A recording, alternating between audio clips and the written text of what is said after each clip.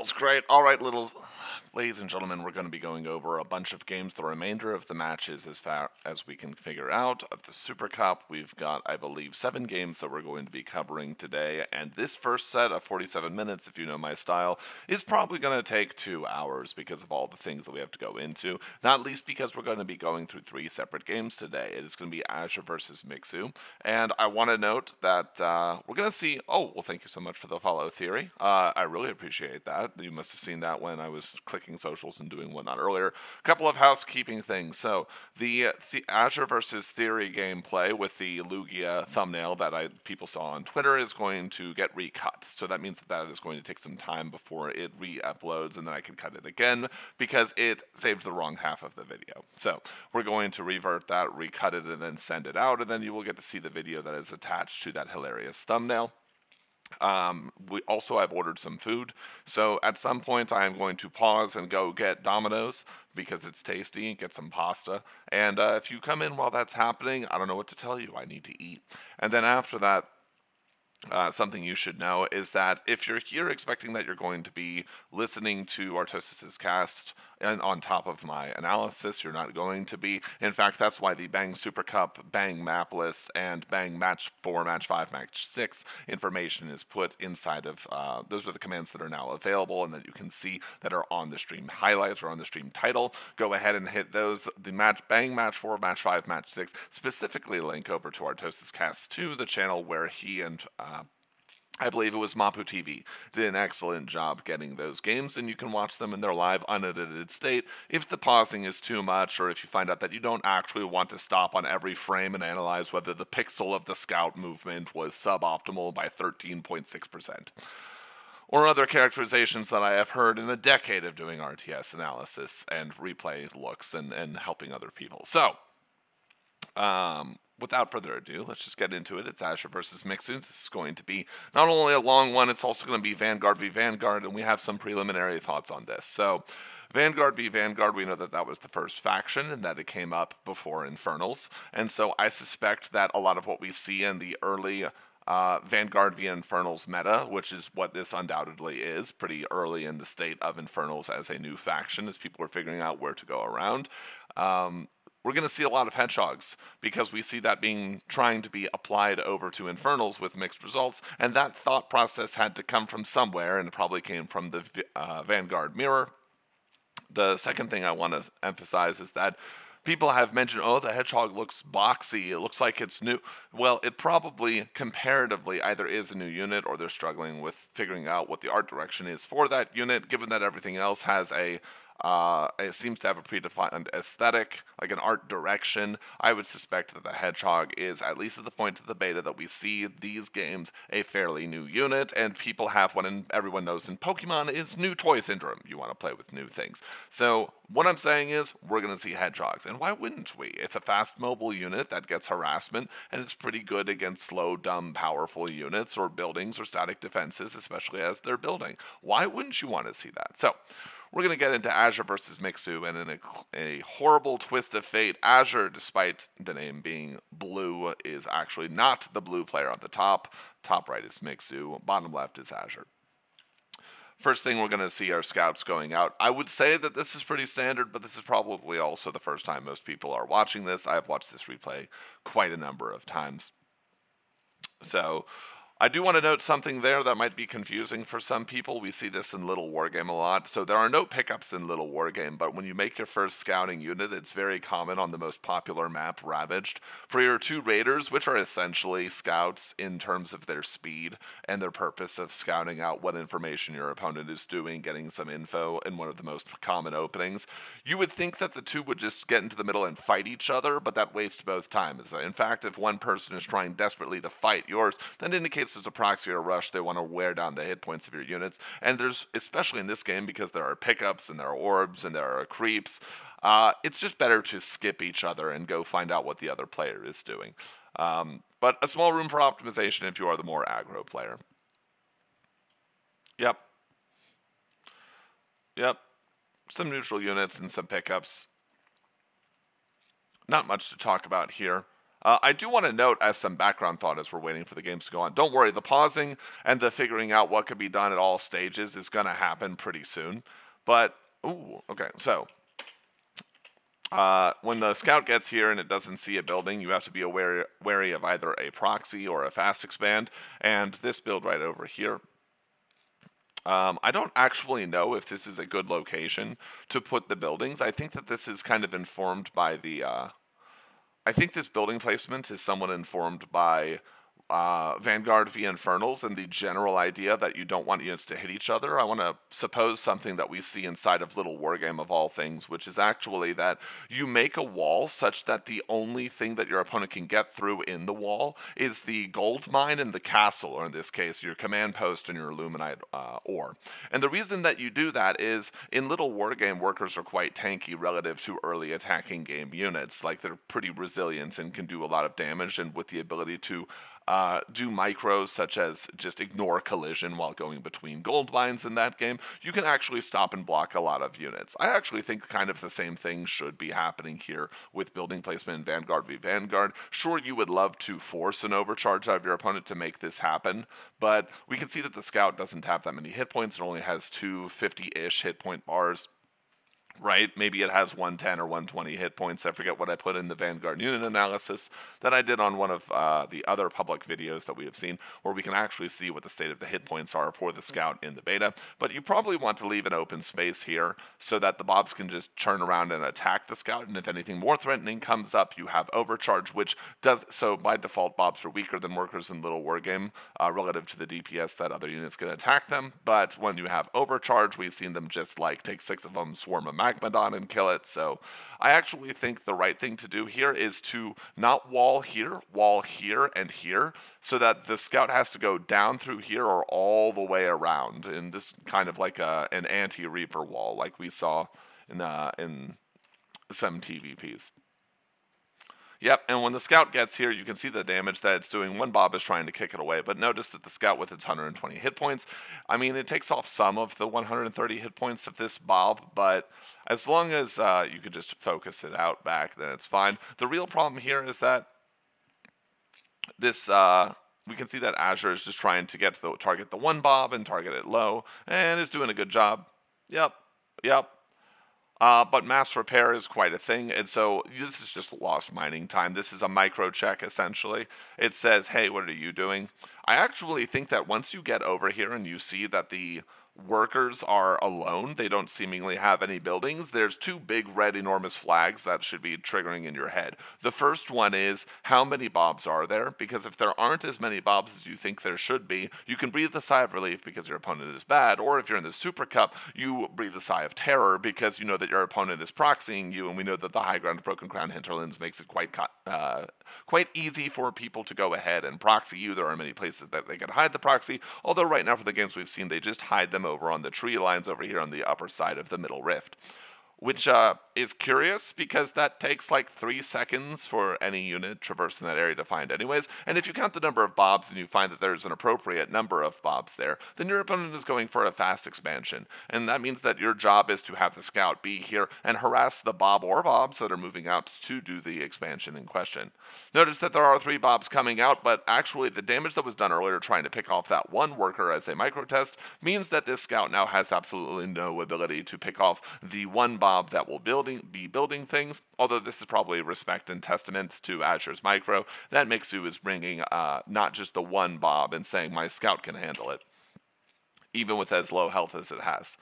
Yep, so some attempt at body blocking here. It does look like, by the way, that guess that we had, that the ability of the attack delay and the movement speed debuff on the scout being moved to an upgrade was actually accurate, as we saw an interaction there where it didn't happen. And so now what's happening is, for the cost of making one of the Bobs to about 1/3 of their health and nearly killing it but forcing micro, Azure now has a worse scout, and that means that this scout can just move this scout to kick it off, or most importantly, this scout doesn't have enough health to even try and dance and hit one of the multi-repair building Bobs. So this scout, while doing damage that feels right normally, actually lost the opportunity to delay the expansion a little bit more. You also could, if this scout had more hit points, body block the location. We saw a graph that came out inside of the beta that shows that there is a percentage difference in how effective it is to place your command post or your shrine relative to certain positions of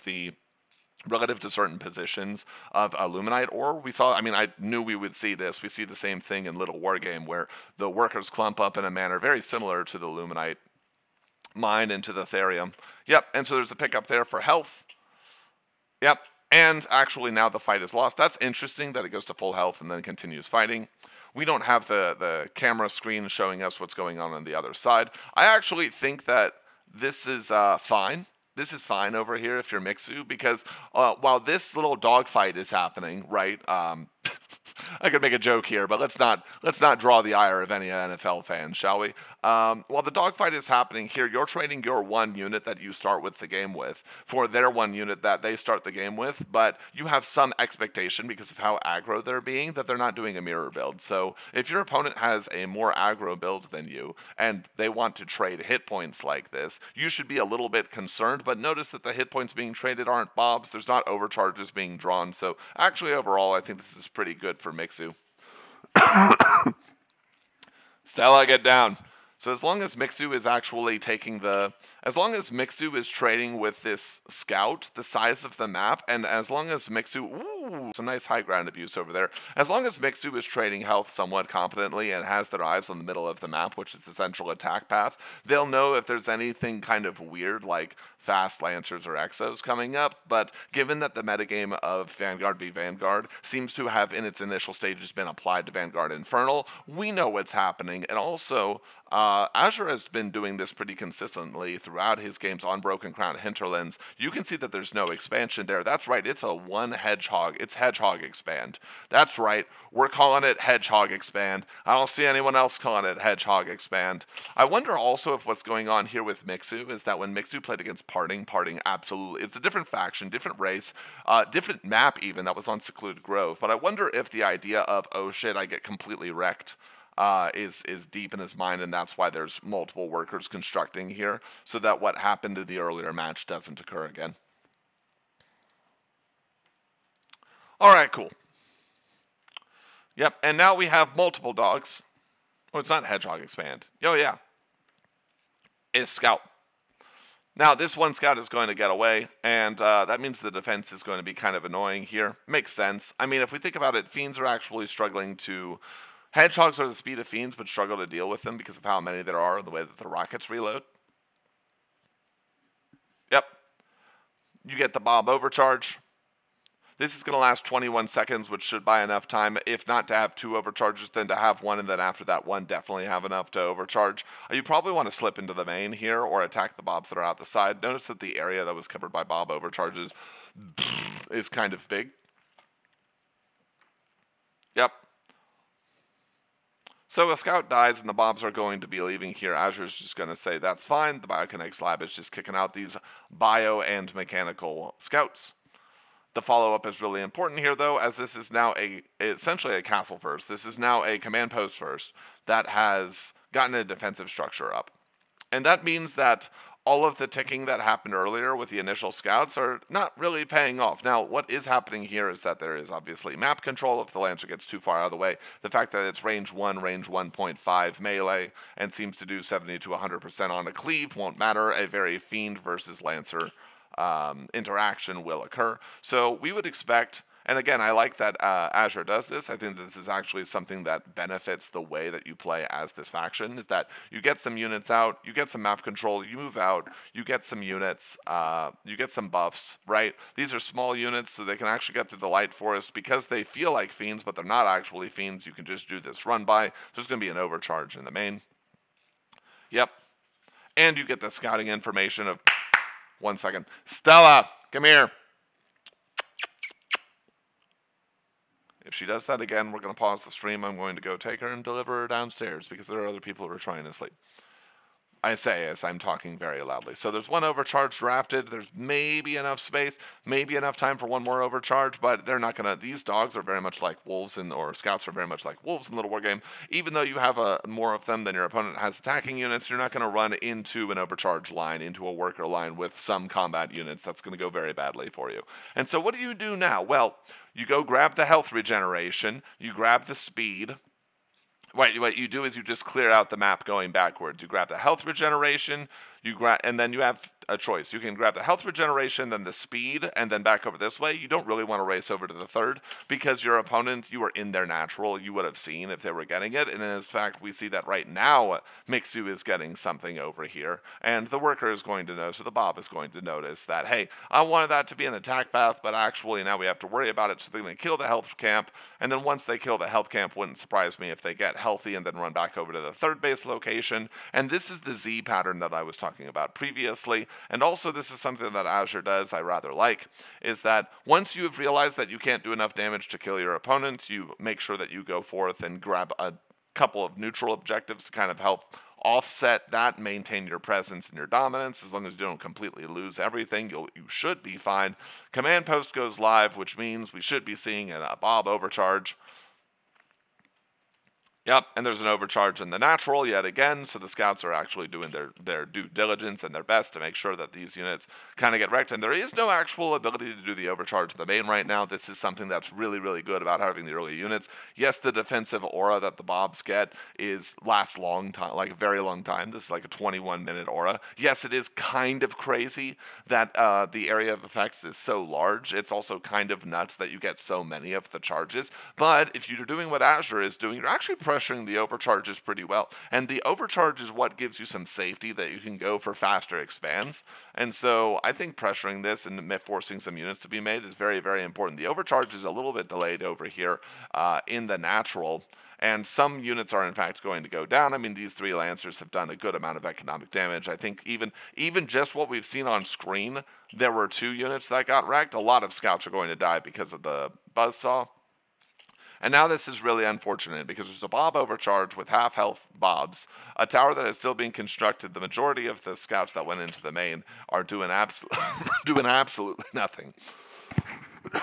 They're stacking no paper. The only thing that they're stacking is bills. That's right, vet bills, because, well, think of the reasons dogs would stack up vet bills, and you might have a sad realization. Now, there is a thing that we see very little wargame-like behavior here, which is even if you don't put a tower, or in this case a buzzsaw or a post, you just keep one unit in here with all of your workers, and you dare the small, frail melee units to get in. I actually think that this would have done better I think that would have done better for Mixu than to have so many overcharges burnt. Just leave one of your Lancers in both cases over there. That means you don't get to do this damage, but you should know from the pressure that you're ahead economically as long as you don't take damage.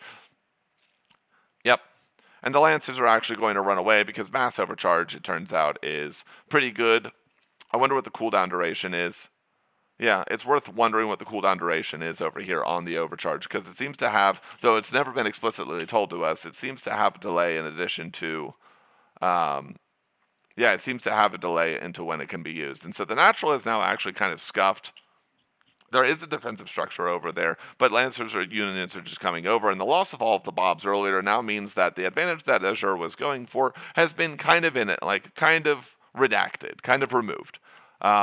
So right now, Azure is 1 base climbing to 2. This is a very Azure thing. We've seen Azure do this a lot on Broken Hinterlands. And Mixu is just a person on 2 going to 3. There were a lot of overcharges consumed, but the lasting damage wasn't that high. There was faster economy on the part of Mixu. Mixu also got the defensive structures and had Lancers doing damage on the other side, which is more than you can expect for a command post first, or an expand first, or a fast expand, however you want to call it. And the fact that this third base is going to go up is actually now a huge problem. If there was the chance that Azure was going to continue with the dog attack, it now gets really difficult because there are only 2 points that have to be defended over here by Mixu. It's the point right here in front of the natural, and the point right here in front of the third. The area that was the weakness of the forested area, the forested back rocks-like area, of the natural is now no longer a concern. You can move your units through it pretty safely, and you know that you had castle first, and yeah, you burned some overcharges and some micro times, but in terms of Bob kills,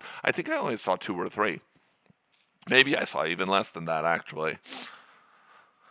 And the problem is now is that your opponent who went for the fast expand build now has their expansions. Now, I want to say that there is a possibility, right, that this could have just cranked out a ton of barracks and made a ton of lancers and continued to push until the end of the game. But it looks like Mixu is actually trying to get a pretty safe third base and then just say, I did enough economic damage early, despite being the person who should have been the one getting economically harassed. I didn't take meaningfully lasting damage. So what are you going to do about it? A bit of an unfortunate placement right there for that. And actually, I think the reason that Mixu is backing up here is the opportunity cost, right?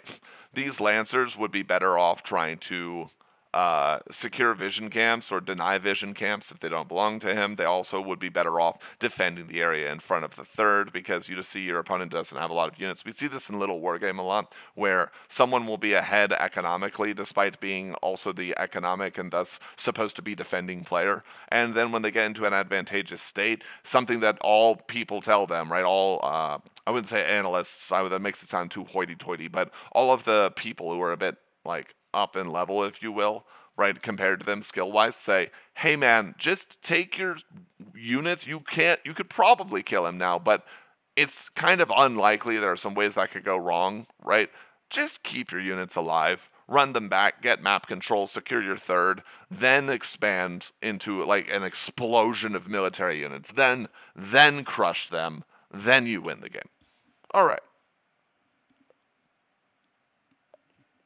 And as we can see, there is a quite concentrated force. Notice what I said earlier. This is something I think Vanguard is very good at, and I think that this is the area of improvement that we're going to see in Landguard versus Infernals. But the timing is a little bit different because the vaunted Hedgehogs don't do their worth. But I want to note that this is a pretty good plan. Get some damage done. If you can't get damage done, just agree that the time for damage is over. Go grab some neutral objectives. Right, prioritize where they are relative to what expansions you want to take, or if you are, basically, if you have map control, take the things that are closest to your opponents and then pull back. 1 second. Come here, Stella. Stella. Come here. Come here. Come on.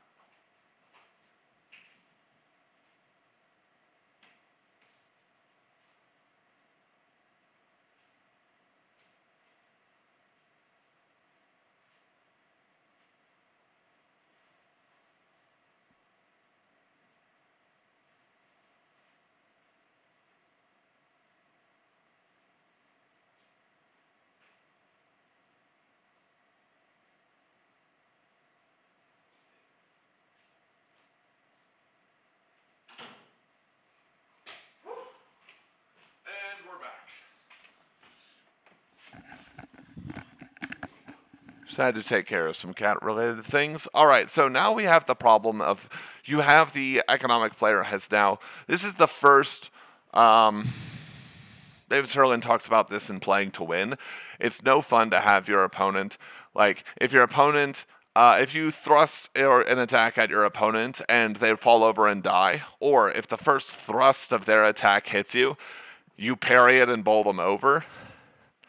That's not the measure of like a strategy, right? You have to have a plan beyond that. It's only when there's a give and take that matters, and this is the part of the give that is now coming off of the taking of damage or taking of harassment. So Mixu's coming over here with a Hedgehog and a couple of their own scouts, but also Lancers, and just clearing all of the utility around the map. When it rains, it pours. Dominoes.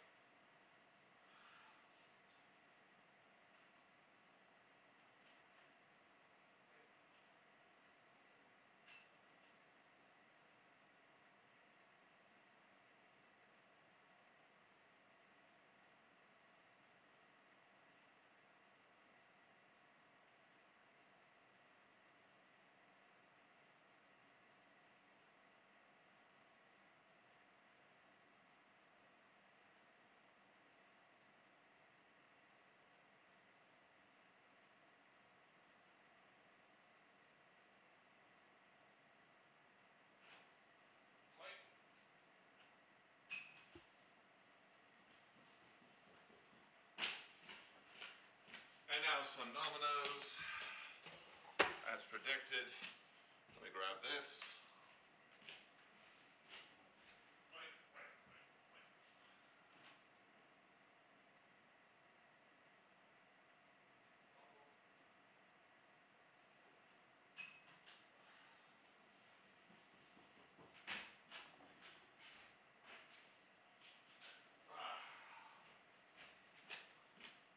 Don't worry. In theory, this will be taken out in post. All right. Yeah, so once you've gathered enough opportunity to go attack your opponent, I actually think that this is...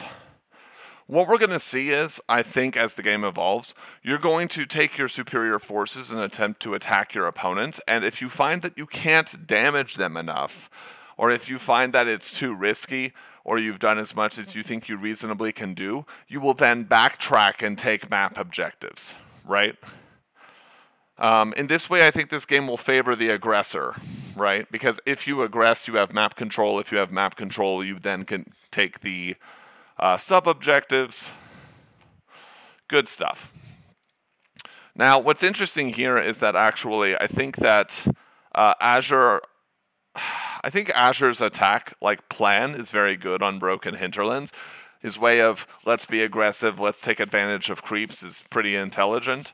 But I don't know about this base. It seems like Azure just likes taking this lower bound here and then snaking back to take this later. And I think that this works a lot better in Vanguard v Vanguard because you can have multiple areas of units that are a bit faster. They're not as fast as Fiends, I want to stress. But the plan of this downward slope here is to plan to attack through this area, if you can see my mouse, is to attack through this area and hook into the sides, right? To deny this attack path, and then your opponent has to expand over here, and they're very far away from anything that you want to get hit by. So this seems like an expansion plan catered towards fighting an opponent who is trying to take this as their third. Also, the closer you are, the more the fast units don't quite matter. Yeah. I wonder what that debuff is that these have been hit by. Oh, the scouts have their ability. So, yeah, Artosis on the cast here is mentioning that 2 hedgehogs is very often more than 1 hedgehog. I like this. This is Azure not saying, oh, well, I guess I was losing early on. I'm just going to full commit to economy and then be behind militarily, but also be behind economically. Third base is going up. And map control has been returned to your boy. Remember what I was saying before about how I think that Vanguard v Infernal is currently being dominated by the way that people played Vanguard v Vanguard, and that the comments people made about the Hedgehog looking like it was placeholder was probably an indication that it was a fairly new unit compared to the others, right? Well, we're getting a taste of that now. So what do what do Hedgehogs do for the army v army fight? It's honestly hard to say. I think the biggest factor that they have going for them is simply that they're fast. Not actually that they're capable of doing a whole lot of damage. Remember when I did my map analysis of Broken Crown Hinterlands, I said there are a couple of attack paths that are really concerning you have to pay attention to. You have to pay attention to the one that snakes up to the left, down to the right, and across the center. And whoever controls the vision camps does an excellent job of knowing exactly what's going on those exact attack paths and sides. Also, both players are they don't want to interact on the low ground causeway on the opponent's side. So this is going to hit a bit of a stalemate. And what hedgehogs do is hedgehogs allow you more than anything to have knowledge of what your opponent's intentions are and then back up as necessary. I also think that this is why scouts are being seen by both players. One, the attack speed debuff or the movement speed debuff just seems kind of really good if you do have hedgehogs, right? You can CC lock enemies and then snipe them off. That feels pretty good.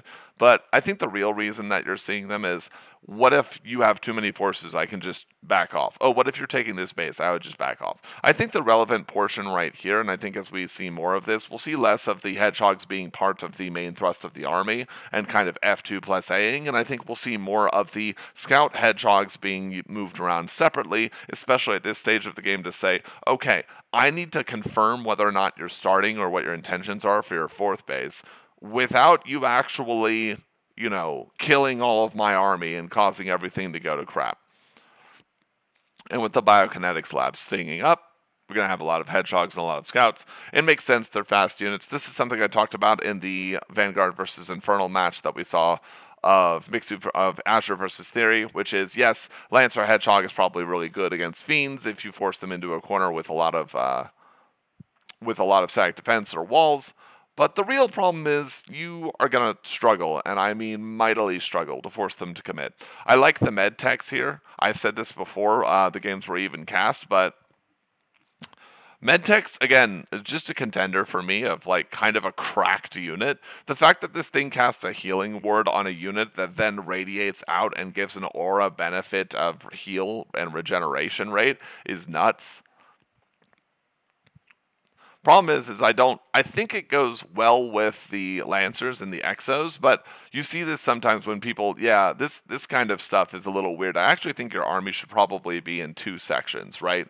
I do this a lot myself, and I see this a lot when people in Little Wargame are playing Rax Mech. Yes, you could move your somewhat faster barracks units with your very slow catapults. You could do that, but then you kind of lose the speed advantage that the faster units have. And you lose the defensive prowess of the slower units. So I think what we're going to see is the Lancer Exo Medtech is going to go together, and then the Hedgehog Scouts are going to go together. I kind of like Hedgehog Scout. Yep. What's weird about the Scout is that, though, once you get to a certain army size, if there's not the full...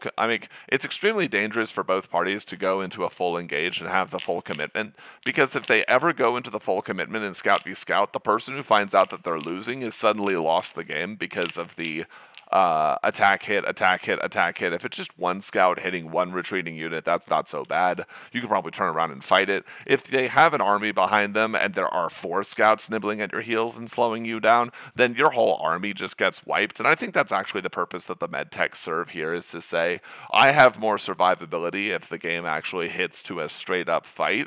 Because if I don't, then all goes badly. They also, I believe with System Shock, it's called, can clear off the debuff. Yeah, I do want to note, notice what we're seeing here is a little wonky. Like so the Lancer Exo, what's funny about this too is that this again has little wargame parallels. So you might not think so, but it's actually not the Lancers that are stopping the turnaround and fight, it's the Exos. Because Hedgehogs don't do consistent damage, right? They kind of have this burst fire technique. And Scouts actually... they're not doing consistent damage. They just want to like pad the front line, pick up some survivors or stragglers, maybe get a surround if it's in the cards. The thing that's actually giving like heft to the army over here of Mixu isn't the superior hedgehog count. It's actually the Exos, because the Exos can just stand and fight. They can stand and fight and get consistent damage, and there is not consistency in the army over here. Like, look, Scouts, like I remember what I said about Scouts, Hedgehogs defensively have to shoot, retreat. There's not stand and deliver units over here for Azure. Yep. Poor debuffed little Lancer. I mean, we are seeing that the 4th base is going down for both players. The 4th base was a little bit faster. This kind of makes sense, and we see this in other, like in Mirrors in Little Wargame, where the person who expands first has less army, so then the person who has army pressures them, and then gets a later base, and then that person's base is later, so they decide that they want to get a faster expansion, and then the initially defensive player comes forth with a larger army, and then basically you swap back and forth on who wants to take their bases first. The Medtechs also pose a massive inevitability problem over here, because Medtechs make sure that if the straight-up fight breaks out, there is going to be more healing over time on the part of Mixu, and then the Medtechs also make sure, rather, that the Exos, the consistent part of this army, the stand and deliver part of this army, can do something. I know it looks like Lancers are part of the consistency of the army. They're not. They're part of the staying power. And what I mean by that is Lancers have a lot of hit points. They're like soldiers in Little Wargame. They could just walk forward And if they're taking shots, the more vulnerable, more DPS-oriented parts of the army, the Hedgehogs, the Scouts, and the ever so important Exos aren't taking damage. Note that the Scout, again, is more of a CC bot at this point, but it's a CC bot with a lot of hit points when you consider that there's half a dozen of them. Might even be more, actually. Yeah, it looks like 9 of them. So we're going to see the attack over here on the 4th base. I understand Azure's plan of like this snake and then curdle over here around the vision tower to choke this area and control this. Like, if you control this gold mine, you control the center map path, and then this makes it a nightmare. You can repeatedly attack the part up here. The problem is, I think, you just don't have a very good way of defending this base, because you have to defend this, and then you have to defend the area that just snakes up into your natural. If you don't defend the area that snakes up into your if you don't defend the area that snakes up into your natural, you just lose the game. If you don't defend this, then the cut-in technique of here to go here, and if anything bad happens, go back over to the other 4th base, hits you quite hard. Yep, this is part of reality hits you hard, bro.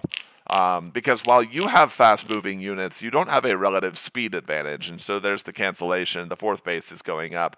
I actually still would have preferred, if he was going to attack with his superior forces here, that Mixu had taken this base, it's the Z right here. I know that feels super dangerous because it's down on the causeway, but if you have the vision tower and you're attacking down this path anyways, then you'll know what your opponent has. You also have a good intimation that you have a more powerful force than your opponent due to the way that the earlier parts of the game worked out.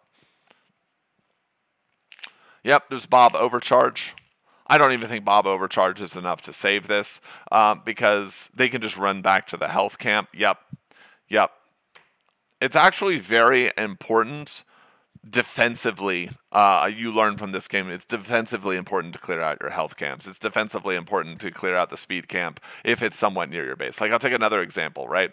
If you're here, if this is your base, we saw this in Theory versus Azure. If this is your base, you need to make sure that this vision camp is under your control at all times, and that if it's not under your control, you kill that problem immediately, because otherwise something like this is what happens, but up there with information, whereas down here it's with flat stats. I want to notice also that it seems likely, and we do see the master training come out on these hedgehogs, which just means that this fight, there's no way actually, because there are lancers here for consistency, right? There are lancers here for staying power, but not consistency on the part of Azure. Yes, he used BOB Overcharge. Yes, BOB Overcharges looked crazy throughout the entire game, but let's pretend even that Mixu or Azure had the same number of hedgehogs as Mixu here.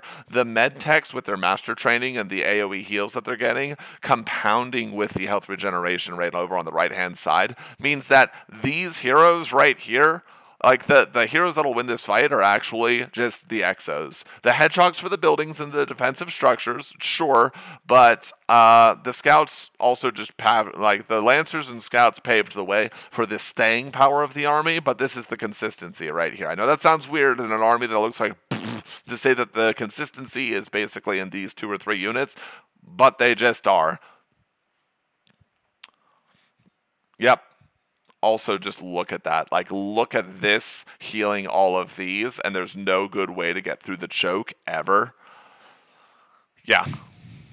Like, there's just no way to fight through it. So what's funny about this is that this is the importance of concaves, if you're not familiar with that. Basically, when you attack in, you want to have this C formation when your opponent attacks in, so that all of your units can attack in the same area at once. The fact that Mixu is breaking through despite ignoring the rule of the concave just kind of shows how much advantage he had obtained and just how crazy good the Medtechs are. I actually think that is something I would love to see in Azure's gameplay as we go forward, is that Medtechs, I said it in my unit review before we were watching these games, before the Supercup games came out, is that Medtech is kind of insane. Medtech is very, very, very, very good. And the master training with the AoE heal is a primo target for either defensive play or all-inning your opponent. It's a very powerful ability. It got nerfed a couple of times inside of Little War Games history, so yeah, you should expect that that's the case. Now, what's interesting is that Azure applied. What's funny is that what I get from this is that Azure is just the guy who does the aggressive build into map control, into have control of the map, like have control of the neutral objectives have advantage over creeps, and then goes from there. But it didn't look. It looked possible, but it didn't look quite as good. Azure is going to end up winning this game on Secluded Grove. And that's kind of nuts because all the games that we've seen in Secluded Grove thus far have been Vanguard v Infernal or Infernal v Infernal. And I've mentioned multiple times that actually it's a pretty easy game plan if you're over there, if you're cheering for the Infernal player. I also briefly mentioned, however, as I go eat some food, nom. I also briefly mentioned that that was actually excellent for Vanguard v Vanguard because of the way that the Atlases and some other units will interact with the tree lines. So, Vulcans also with the tree lines look pretty good. Also, the question of where do you move to defend against scouts and hedgehogs is a little less obvious. You can't quite take the infernal game plan of putting up meat farms and shroud stones because, spoiler, you don't have meat stones and shroud stones. Or meat farms and shroud stones. Alright, give me a sec. We're going to mute and I'm going to eat. If you like food, just say food.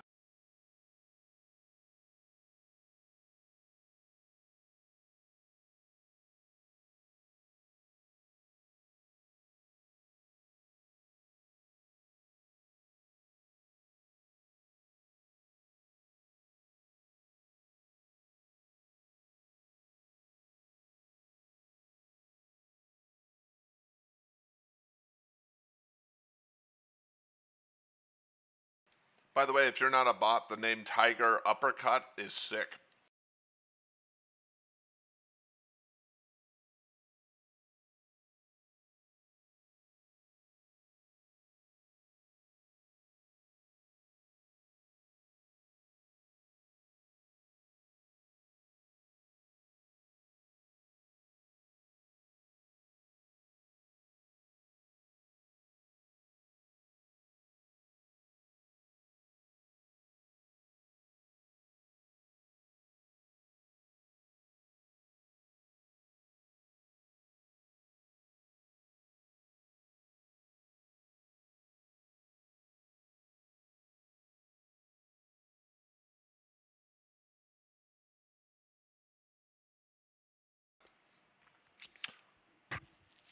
That was fast. All right, let's go. Okay.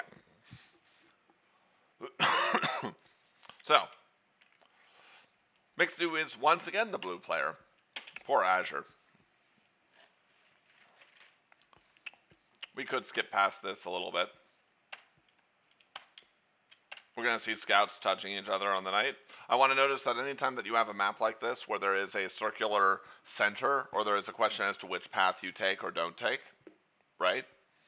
Anytime that happens, you need to figure out what you default path towards and what your opponent default path towards, and you will win a lot of games by just default pathing into the interaction point of your opponent.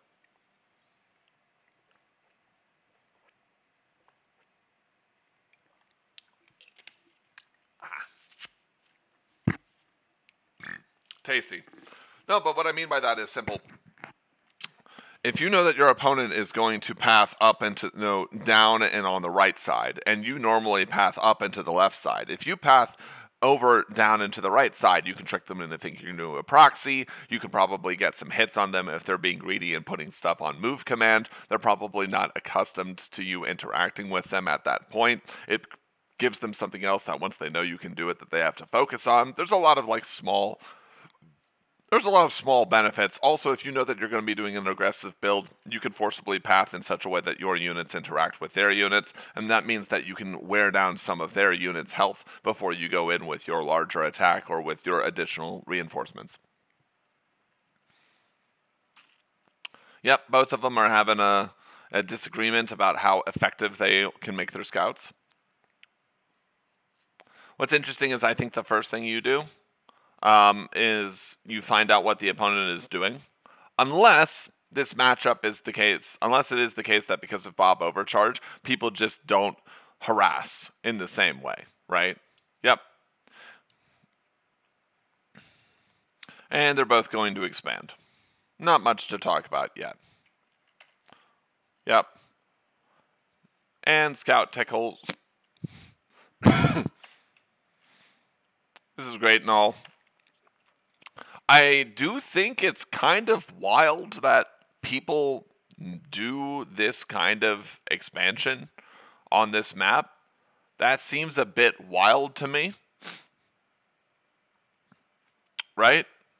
I don't know if I would do that myself. One, it just seems like the pathing blocking that you could get would be insane of early game units. And then two, yeah, I mean, this is going to be some harassment before. Whoops. A little bit of a visual glitch there. I just don't see how you think you can defend this, right? I mean, the natural to natural distance is actually not that crazy far, right? And you have the advantage if you ever just aggro and your opponent kicks you out of stealing their vision camp and then backward stealing all of their camps. Yep. Yep.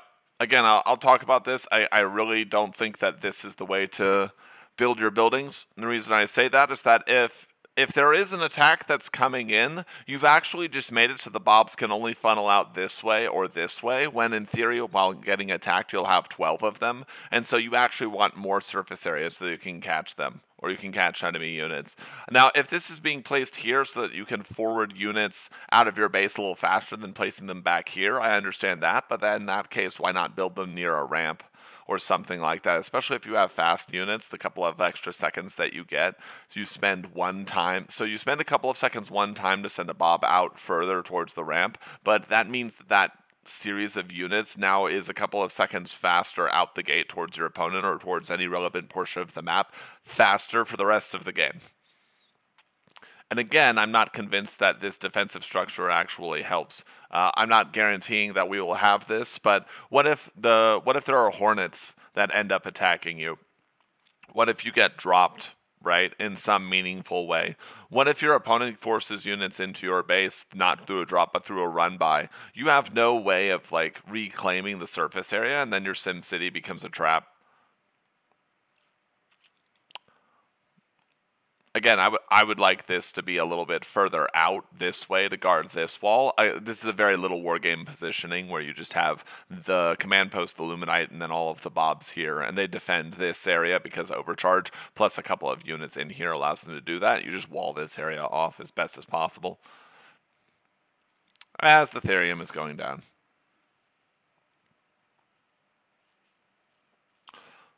Not a whole lot going on here, so we're going to talk about what your game plan is, right? So the Infernal's game plan is hold the Therium point or hold this point by the health regeneration camp and then this point right here. And then you can either get 1, 2, 3 bases or you can have 1, 2, and the hook bases. I think the hook base looks less attractive here for Vanguard v Vanguard because Atlases might be able to hit it.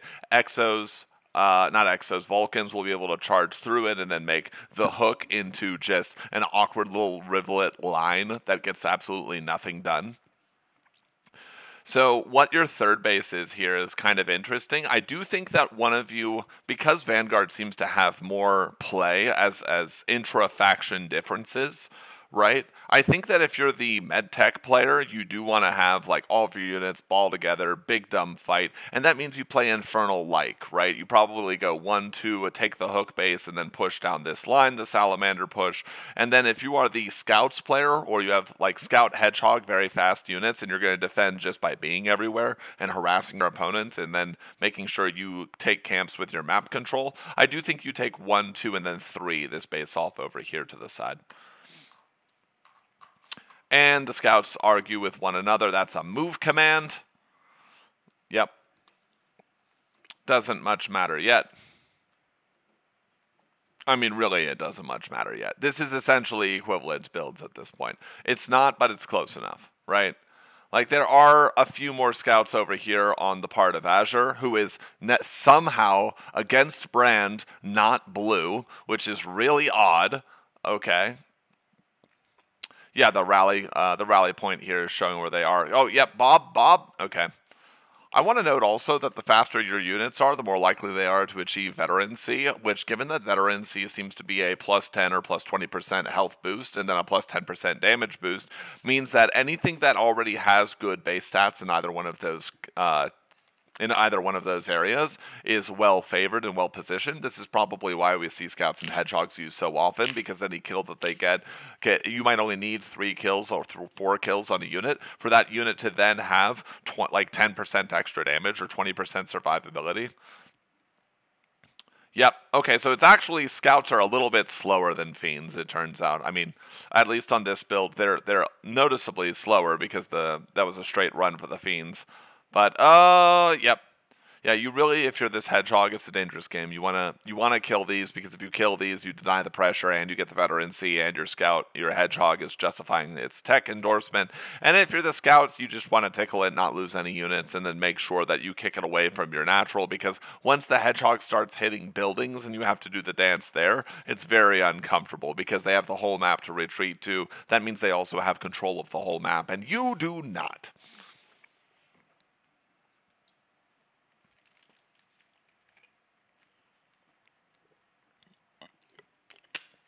Wait a second. We saw something nice. Okay. Again, I'm going to just be that guy. I don't get it. I like that there's this wall and then the units come down. I get what the point is, right?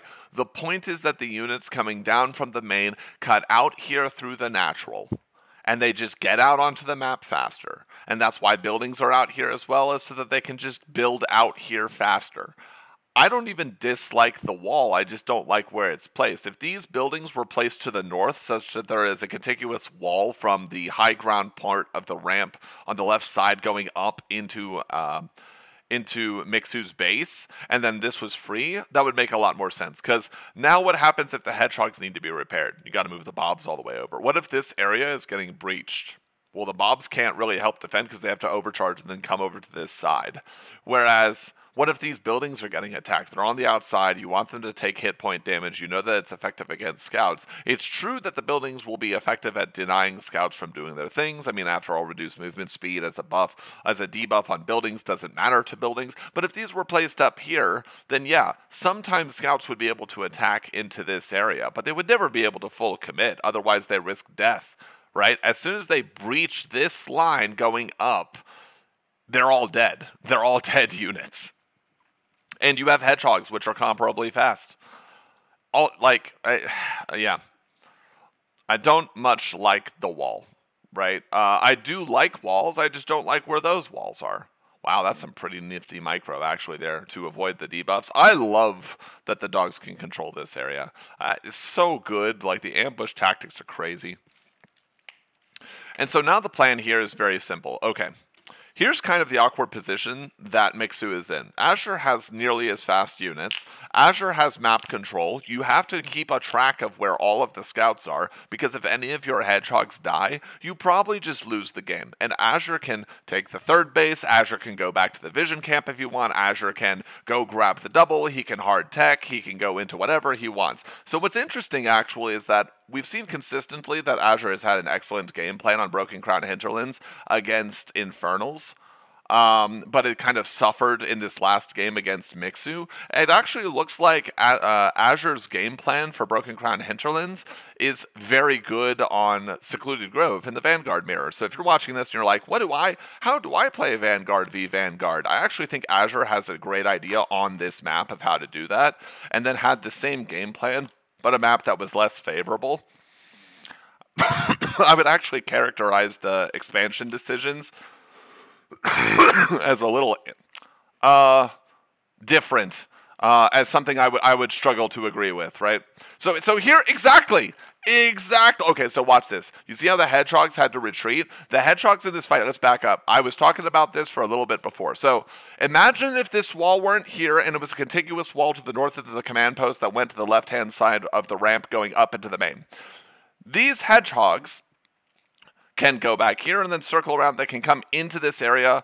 They can hit BOB Overcharge. Bobs heal them. Bobs will repel the scouts. But instead, the hedgehogs have to go all the way around down through this area, and as soon as they get past this area, they cede the ability of some scouts to get into the main and harass. And it's not that we expect through BOB Overcharge, through Hedgehog speed, that these will do a lot of damage, but you've given your opponent excess information. And the wall that's right here, you still have to send units to stop it from being tickled forever, right? Yep, you see this? Now there's an understanding of like what's going on right here in the back. Well worth the price of the 2 scouts. Yep, and we still get the BOB Overcharge. Oh, because that's not even a full wall. Oh, no. Oh, that's so bad. So even the wall, even when I don't agree with where the wall is, the fact that the wall is there and isn't complete is just a fucking nightmare. Yeah, and there's going to be a second overcharge. So look at that. There's 2 overcharges, information on what was building in the main, a punish of the wall, and then now here's the bad part, right? Here's the thing that's a bit worrisome is that a lot of scouts just died there. I want to say half a dozen scouts, maybe 9, 10 scouts died there, and now they have to retreat. And remember that plan that I had and how I kind of criticized this wall and said that actually Mixu was in a bit of a rough spot because of the Hedgehogs being slow, about a little bit faster than scouts, but not nearly enough of them. And we've seen, remember from what ItanoCircus said in his video, you might think that the Hedgehog is a vulture, good against light units, struggles against buildings. That's not the Hedgehog. The Hedgehog is struggling against light units and good against buildings and pretty much has to be micro-tooled the entire time. So now that there aren't as many scouts, the threat of the flank, the threat of hiding the scouts over here in the light forest, the control or denial of the vision camps, of the health camps, of the speed camps, since that didn't happen. Yes, the first 2 scouts' deaths, great for getting information. The 2 overcharges for 6 scouts, probably 8 scouts, not really worth it, because now it's not that the scouts themselves were worth saving necessarily, it's the opportunity cost of that those scouts could have gone out, taken more objectives on the map, and also they threatened your opponent to not move out with a substandard or low count of hedgehogs, because the surround will kill them. Like if you had those 8 scouts, this move out never occurs, because if these hedgehogs move out and the scouts appear back here, and then there are scouts in the light forest, the game is very, very over. But remember how we said that hedgehogs are great against buildings and this would be a terrible spot if the hedgehogs ever get all the way over here? Well, that's what we're experiencing right now.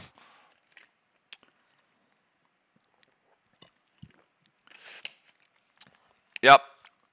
Another overcharge. That wall isn't complete. And the third base does go up over here for Mixu. So Mixu is feeling really good now. The pressure that you got relieved by killing the pressure relieved off of the map by killing all those scouts means that your hedgehogs can go over on the side of the map because the hedgehogs are putting pressure on your opponent. You know that your third base is relatively safe. And we also see that this is, like I said, a very, we don't see the defensive structures that you would see from Infernals, but he's saying, I have more fast units than you do. It's fine if we bounce between these 3 points.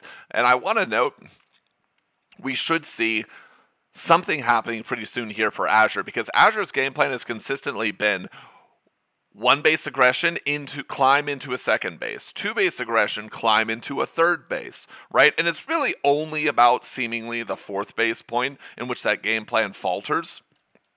So now what we have to see is, now that it has stuttered a little bit with the loss of all of these scouts, how does he reclaim the ability to get something done? Oh, it's interesting that Bobs can't get in there, by the way. The light forest, it's just interesting that they can't get there.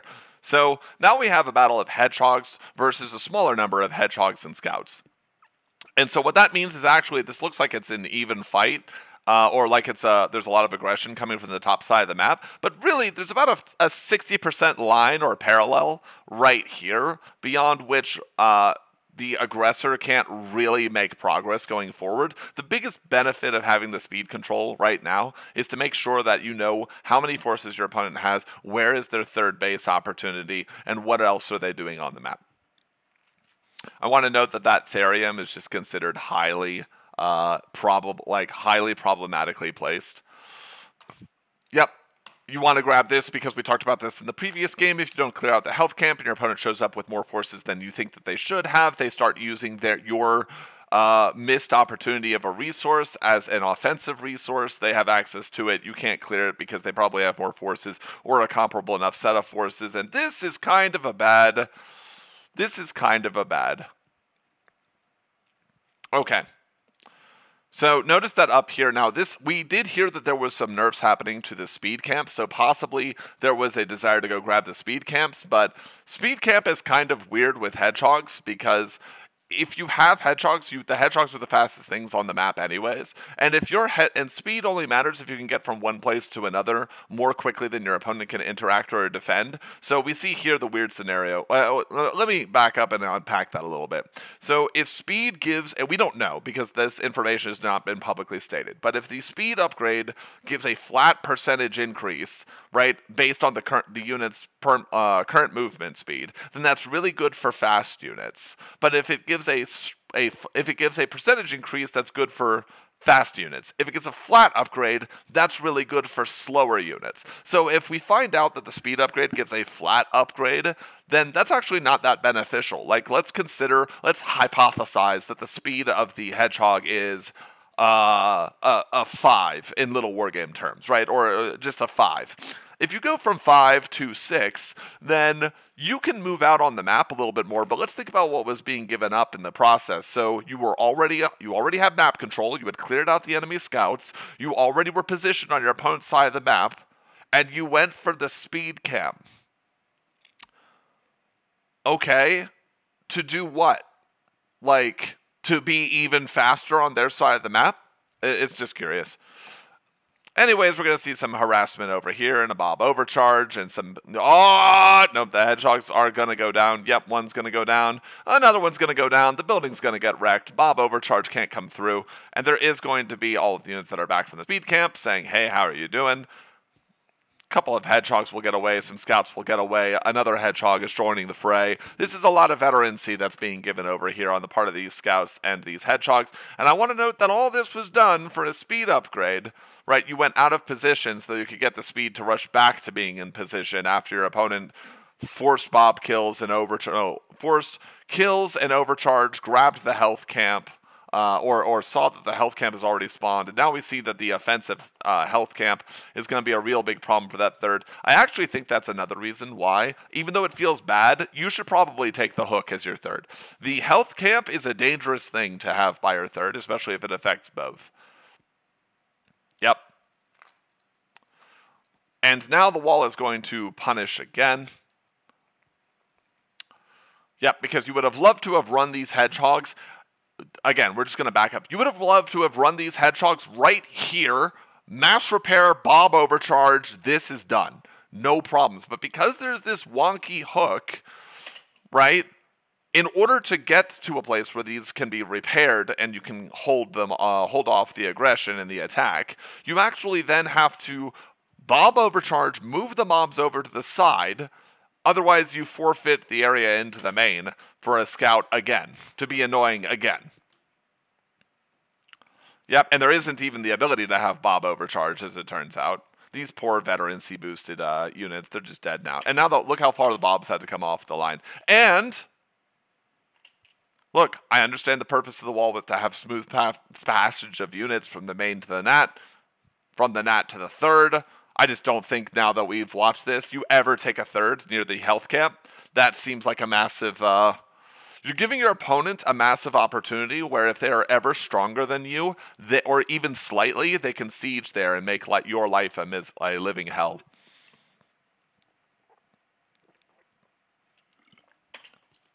So what's funny about this is that I genuinely think we're entering a mid-game. And the reason I say that is that when you have fast units, you expect to use the fact that there are a small number of units and you have high micro potential to go deal damage, get harassment done, have some information on what your opponent's plans are. The reason you want to know what your opponent's plans are is that if the game is well designed, and this faction is the first faction that came out, and Infernals were announced later, this seems like it's already got, like, most of its feet are standing on concrete, right? Like, maybe the toe is on sand and a little unstable, but the rest of it is on a solid foundation. Once speed wars are over, or there comes a point at a unit count and a base count and an ability to generate supply where speed games are over. Now, it's not that they ever become useless, but it means that you now have the technology and the ability and the unit count to say, well, we're now kind of moving speed blobs, so I want something that's better in a straight-up fight. And usually that thing that's better in a straight-up fight is the thing that makes it so that you get increasingly decreasing returns. Good luck with that. Increasingly decreasing returns on getting your fast units. So as we come to the end of the mid-game, we should be seeing people choose something that is either able to help stand and fight, like the Medtech, either something itself that does good AoE damage and shreks the scouts, like the Vulcan, or something that just does not care about either of those things, like Hornets or evac drops. Now, the weakest one of those, just sitting in my top one theory crafting mega mind brain, the weakest one of those is probably the Vulcan. Yes, I know the Vulcan has a cone of AoE. Yes, I know the Vulcan has good damage. Yes, I know the Vulcan has a rallying up chain gun that does more damage. I know all, but the thing is, the Vulcan is a physically large unit, and Hedgehogs are particularly good at doing damage to buildings and single targets, right? And there are enough Hedgehogs that the Vulcan can be burst down in 2 or 3 rounds of the Hedgehog shots, and armies are only as fast as the slowest units in them. So if the Vulcan is a static defense and sits in your main and just says, go away scouts and Hedgehogs, makes perfect sense. If it's part of your army, your fast army now becomes a slow army with low staying power. I actually think the proper way to go about this is to make Hornets or something like that, because while Hedgehogs can shoot up, if the Hedgehog... So there's this thing I want to present to you called overtaxing, which is, overtaxing a unit, which says...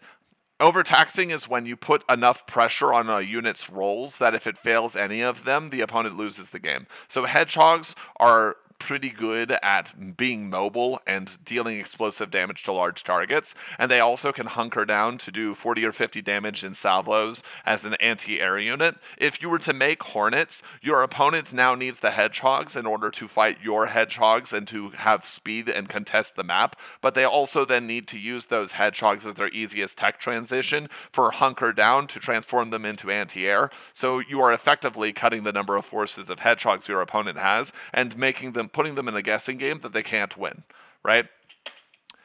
You might even say it's a good mix-up. All right. I personally think that Hornets are the way. We saw Medtechs be very effective in the last round.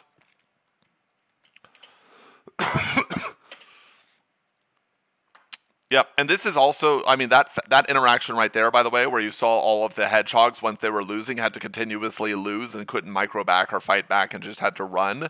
That's exactly why I think that you need either the Medtech with the Master Training, or you need a Vulcan, which again, I wouldn't say, or a Hornet, or something like that, right? Something that can help put pressure elsewhere on the map so that you don't deal with the fact that you're just losing straight up.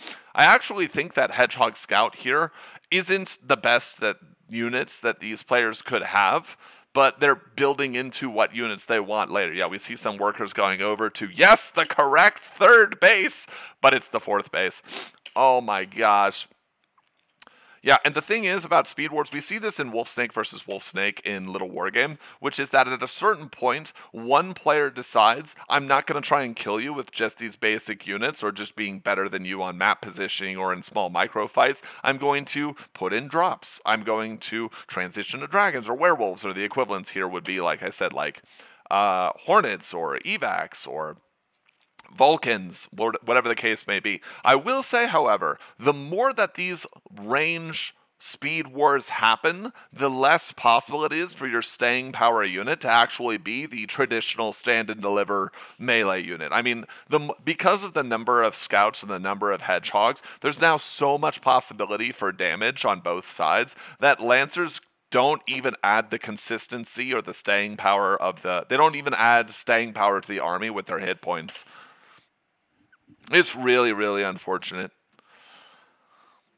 So Azure, who is the purple player despite being blue, we should call him mauve for this game, is actually getting what I think is the correct third base, but getting it as a fourth base. The reason, well, actually it's hard to say that. If you're Azure and you've been aggressive the entire time, pretty sure that you want to take the base that's near your health regeneration camp because you have map control, but generally I would not want to take that risk. That's not a thing I would opt into myself. And we see a big dumb fight over here. And I want to notice, you see this wall? This is the second time that we've seen a wall that looks like it's being useful in defending something, but is actually hindering the ability of workers to be strong. I think a lot of this comes from I'm not saying that either of these players are unfamiliar with the strengths of BOB Overcharge. What I'm saying is that if you are very familiar with an RTS where workers are trash, weak combat units and get wrecked by everything, it's harder to see what you see in something like Little Wargame where workers are actually perfectly fine combat units that can kick off some minor unit aggression. If your worker units can kick off minor worker aggression, you actually want to make sure that they have an ability to get out. There are some exceptions to this, and usually those exceptions aren't actually the case. So notice that there was BOB Overcharge, but these BOBs are taking a very long time to get over there and to have their overcharge be relevant in any meaningful capacity. And because they are slow units, they're just going to contribute to the veterancy. Yep. Good little bit of harassment right here. This is kind of what I was talking about. I love this because now we see an overcharge happening where the BOBs are actually standing and fighting because they're not fully walled out. If you do make full walls, by the way, when you have strong workers, they need to be further away from the worker line unless you are very specifically trying to counter one strategy. And I don't think that that angle was ever going to be the strategy that happened. Like the wall was happening over here to this side. You lose so much tempo and time if you move your scouts and hedgehogs to attack over this way. If you're if you're Azure. And then your opponent just cuts straight through the middle of the map and you cry. So we're still waiting to see what the tech decision will be. I love that little area, that little dumpy area to put your units. That seems sick. I would use that a lot myself. And we're just waiting to see what both players are going to do. Now, note that this is going to go to Game 3. We are going to have Jagged Maw after this, which I'm unbelievably excited for. Yes! It's a sensor drone. Look at him. It's Crypto, the super dog. Can we say that? Is that not copyright? I mean, that's whatever. You can't copyright making a joke. Yep. These poor scouts are getting wrecked. And the problem is that those scouts are now seeing an unbelievable number of hedgehogs.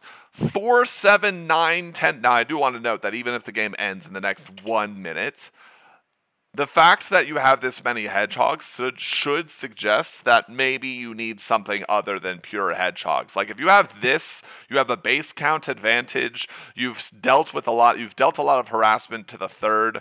You've got a huge, unbelievable unit count. Like if you've got all of this going for you, maybe hedgehogs aren't the unit. So here's the thing. I want people to not get this twisted. Azure is going to win this game, but Mixu, I think, has the right idea for getting the Medtechs. I think Mixu got the Medtechs because they were needed, not because it was part of the plan. It was definitely part of the plan in Game 1, and in this one, it was either so much damage taken or so much fighting on the scout hedgehog portion that I'm actually fairly certain that these are like, shit, I need something Medtechs, as opposed to Game 1's, and then I add some Medtechs and I stomp you.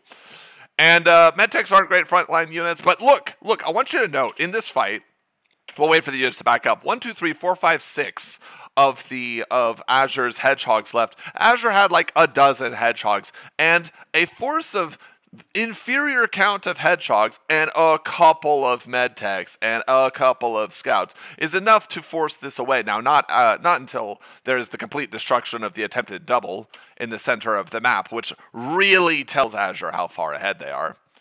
But note that the tech choice there was c'est intéressant, right? And actually, we're starting to see that. Wait, are these just more? My God, it's just more hedgehogs and scouts. And the longer that this goes on, the more that the Medtech is going to show its value. Yep. And the Bobs are going to go down there and recharge and take the double.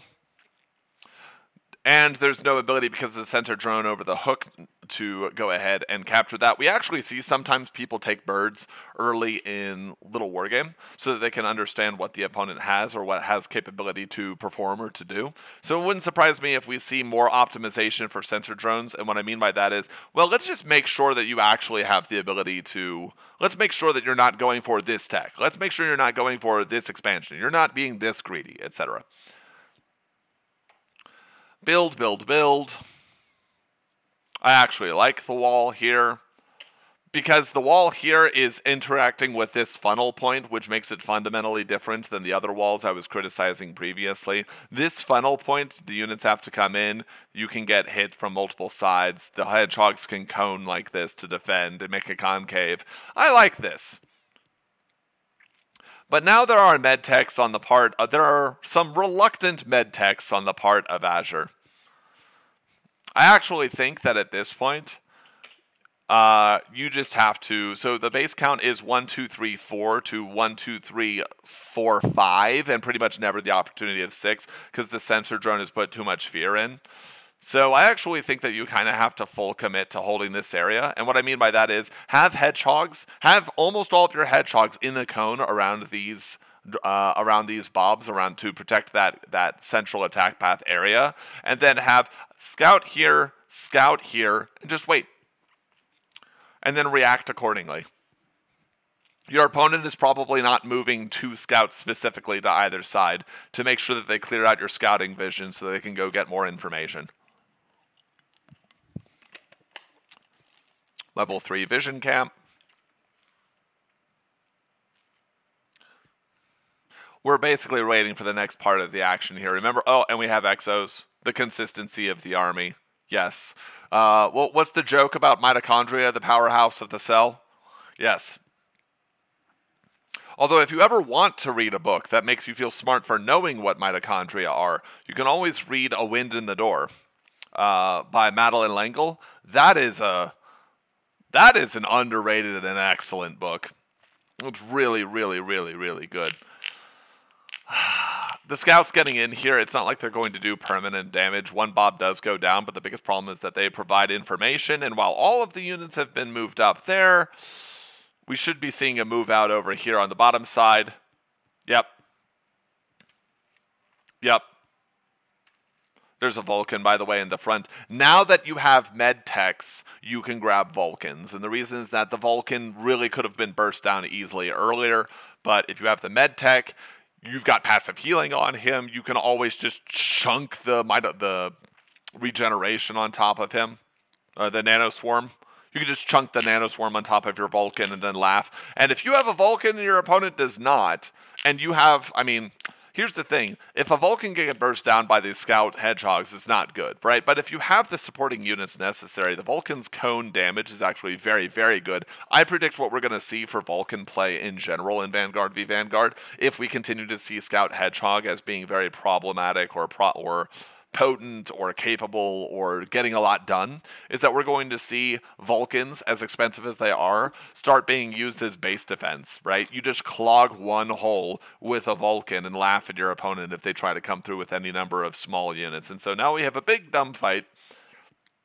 I say dumb, but it's not actually that dumb. And you can kind of tell that this is over because the battle lines are all skewed. Quick military tactics for anyone who hasn't watched any of those videos on YouTube or hasn't had to deal with them in any other facets of life.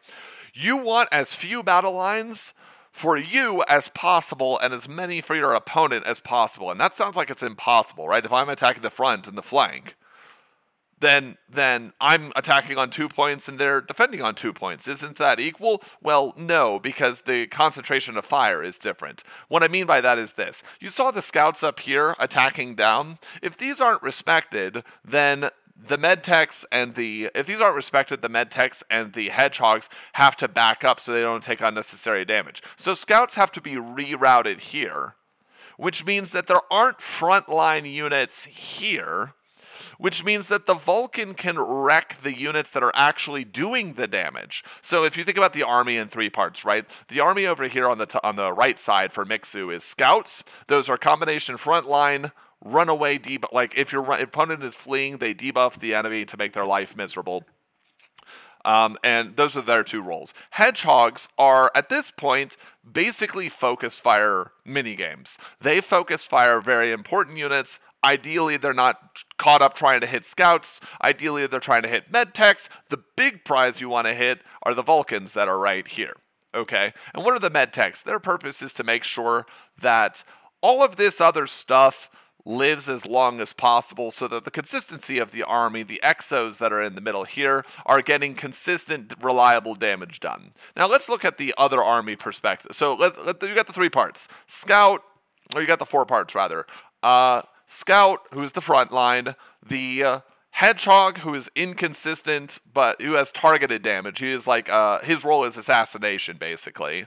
The Medtech, who is support for the army, and the Exo, who is the consistency of the army. So your front line has been pushed away, exposing your inconsistent target fire to reliable, consistent damage.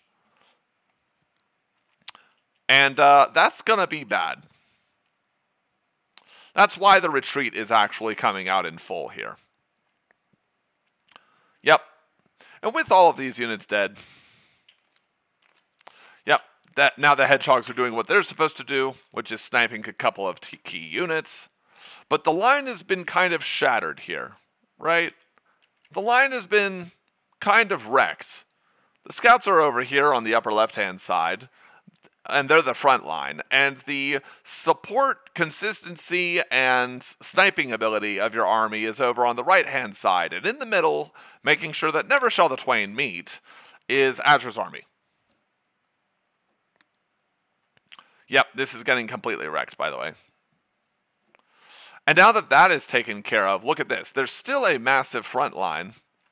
Or there's still a massive front line over here for Azure's army. And if we take a look, what's the front line here? 1, 2, 3, 4, 5, 6, 7, 8 scouts, 1 Vulcan. And you took the previous fight against, down 0 Vulcans to 2. Now you're taking this fight 1 Vulcan to 5, 1 Vulcan to 6, maybe even.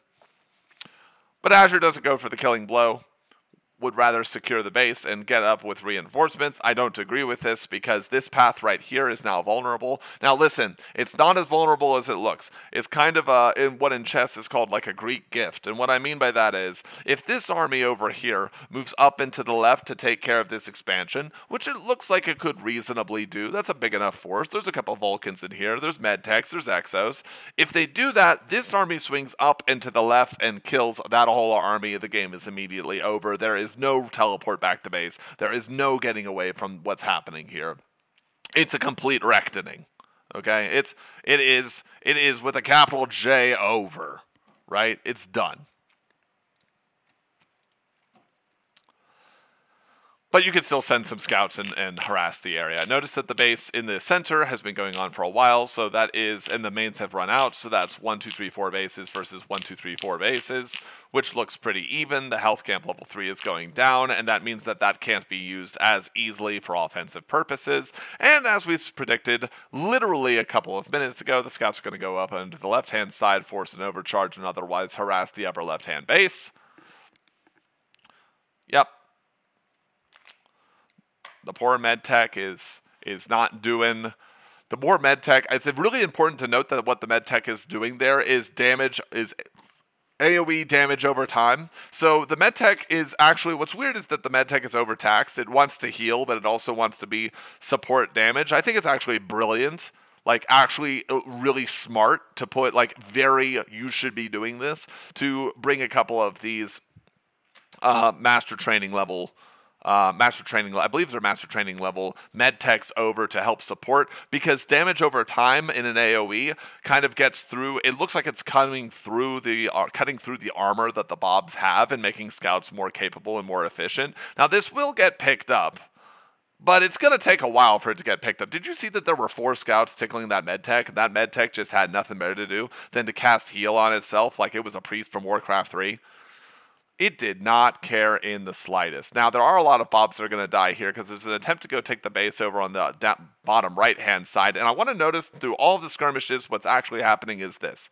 It is a 1-2-3-4 base against a 1-2-3 just kind of got wrecked 4 base. And there is a double base over here in the middle, but there are fewer Vulcans on the throughout all of this. There are fewer Vulcans on the side of Mixu. Mixu has been throwing away scouts. The front line has been repeatedly wrecked, and trading his front line for the enemy front line isn't good because that means that then it becomes a Medtech v Vulcan battle in which he is outclassed seemingly 3-1. That ratio will get better the longer the game goes on. And so for anyone who doesn't understand that, if I have 5 of something and you have 1 of something, I'm 5 times stronger. But if I have 100 of something and you have 95 of something, I'm like 6% stronger. I'm actually more like 5.4. Anyway, something like that. Anyways, the purpose of these scouts, it looks like the scouts are doing similar things on both sides. They're actually not. The scouts over here for Azure are trying to pull the army back. If there is ever a significant pullback, then Azure can attack the center. If the center dies, then Azure wins the game. And the purpose of what is being done by Mixu with the scouts is kind of to delay and to buy time, knowing that his army is inferior in the straight-up fight, as witnessed from the last fight over in about this location. And to do this by denying mining time and hindering the economy of their opponent. I will also note that Azure is on a bit of a clock here and that the map is getting mined out. So if this hook base can be secured by Mixu throughout all of this, then all is right and all is good. Spoiler, the final fight of the game is going to happen near that hook base for exactly the reasons I mentioned. Yeah, and over the course of all the multitasking, it looks like all the Therium is getting wrecked here. So we're not seeing, we see a pullback of a couple units, and is that an evac? Oh my lord. Notice that again. Now we see Lancers. This is okay. If you're trading, so one way to think about this is that part of Mixu's plan to improve the army is to sack the scouts to get Lancers, because Lancers are just better in a straight-up fight, and as the map becomes mined out, the opportunities for scouts to go get damage is decreased. You might not think so, because like half a dozen scouts in the Medtech did so much damage over here on the upper left-hand side, but scouts do not want to fight Vulcans. It would be a complete disaster. And notice that because there are more defenses being put up here by Azure, Mixu has to send more and more committed forces to make sure something happens over here. Meanwhile, Azure is perfectly fine just using some scouts and getting some damage. We do see a cute move out here. This is kind of the trap, right? Going to send some units, 3 Hedgehogs, 5 Lancers, and a Medtech who has the ability to cast an AoE damage spell, like an AoE damage over time spell, is threatening enough that a good portion of the army is going to move up, and then the third base down here is going to get attacked. The third base is relevant. If the natural was getting attacked, we wouldn't care so much because there's not that much Luminite left in it, so the cost to the economy is actually not that high. Both players should be running out of their natural pretty soon, but wrecking the third or the fourth base is kind of an existential terror over here for Azure. He just has to hold on long enough to make sure that he doesn't lose enough so that he can take a big fight and stop the hook base from being taken over here. Ideally, also prevent this base right here from being taken, but no one's perfect. Either one of these is a breakpoint. So the win conditions now are as follows. Mixu wants to wreck this base or do enough damage to the third base so that there is no opportunity for Azure to take another expansion. And Azure has to take either take this base or prevent this base from going down. You might notice because of the area that if you control this area to the bottom right of the double, Azure will actually get away with doing both of them. That is hilarious, by the way. The scout doing absolutely nothing to this Medtech. The Medtech could not possibly care less. Yep. And because of the AoE heal here on the Nano Swarm, and because of the fact that these are like speed boosted, reconstituted, newly motivated Lancers, this is actually a contentious force. I want to notice that the split here is fucking sick. The split is amazing. Look, okay, so look at this. 3 Medtechs, 3 Vulcans, and a couple of Exos. So with 3 Medtechs, you literally, between the 3 Medtechs and the 3 Vulcans, who are really going to be the ones cleaning this up, Nanoswarm, Nanoswarm, Nanoswarm on the Vulcans. And then you ask your opponent how smart do they feel, and they say, I don't feel very smart. You probably wait until their Medtech has actually casted System Shock, but there's only one of them. So the Lancers are going to do some damage. There's going to be some pickup, but this will be cleaned up, and the majority, the bulk, the rest of the incredibly threatening force is going down over to the 3rd base, which we are seeing. Okay, which we are seeing. So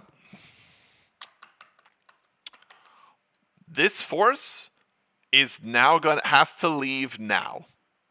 That sounds dumb, but they have to leave now. This is a lot of Medtechs, okay? That means that this army will live for a long time. But as anyone who has ever played a game of all-white mages in Final Fantasy knows, being alive for a very long time doesn't really help you kill your opponent.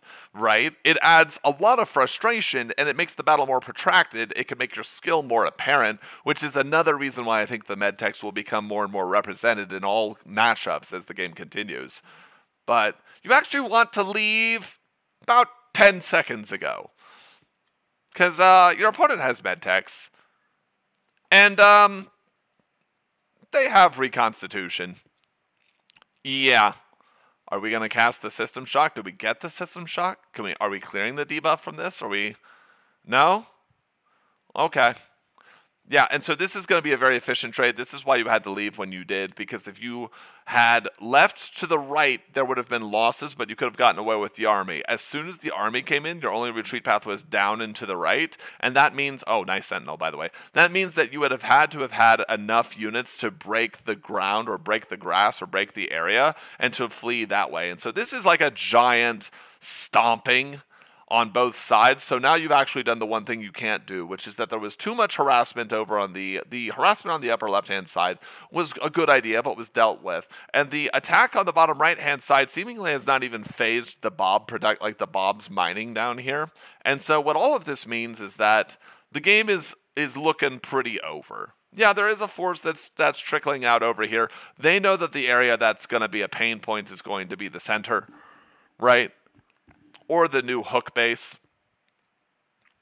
Look at all the units. They've just won a decisive, big, enormous fight. Are they coming in to get some magic done? Yes, they are. And the reason they can do that is that there aren't enough forces here because of the big cleanup that just happened previously because the army was out of position.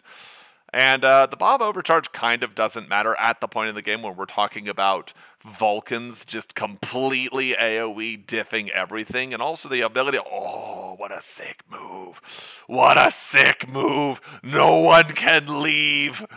Oh my god, no one can leave. Yeah, the Atlases are trying their absolute best to get something to happen. By the way, so much for the idea that, well, anyways, I don't think that professional players are going to be able to dodge every catapult shot. I mean, I don't think they're going to be able to dodge every one of these Atlas shots, even if they have units that have the movement speed to do so, because I've just seen that in Little War Game. They just don't do that. The Vulcans being in the back here is actually using the funnel of how the units get in to his own advantage. Yep, because of the AoE. That's a lot of dead Bobs. The more units that die, the better in C for the Vulcans. And when Vulcans already do this much damage and it's AoE, you're really going to enjoy it when they're actually doing plus 10% or plus 20% even damage.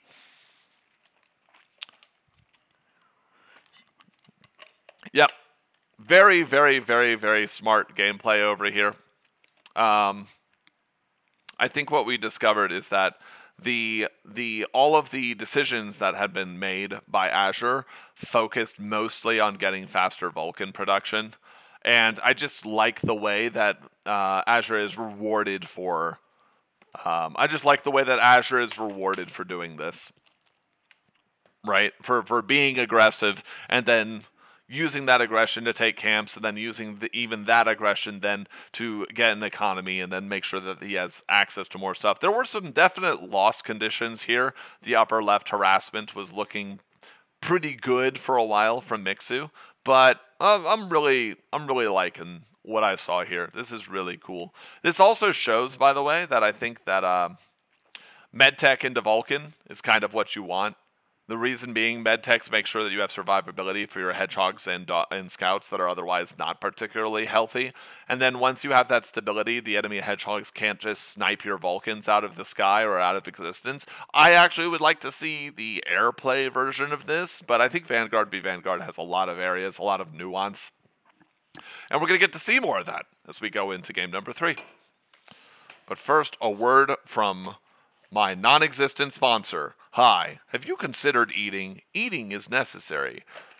I know it's important when you're making scouts to have the biokinetics lab, but have you considered that your body itself is a biokinetic lab? Feed your laboratory. Give yourself a research budget. Eat food today. All right, when I eat, gonna have a couple of bites, and then we'll get on to the next game.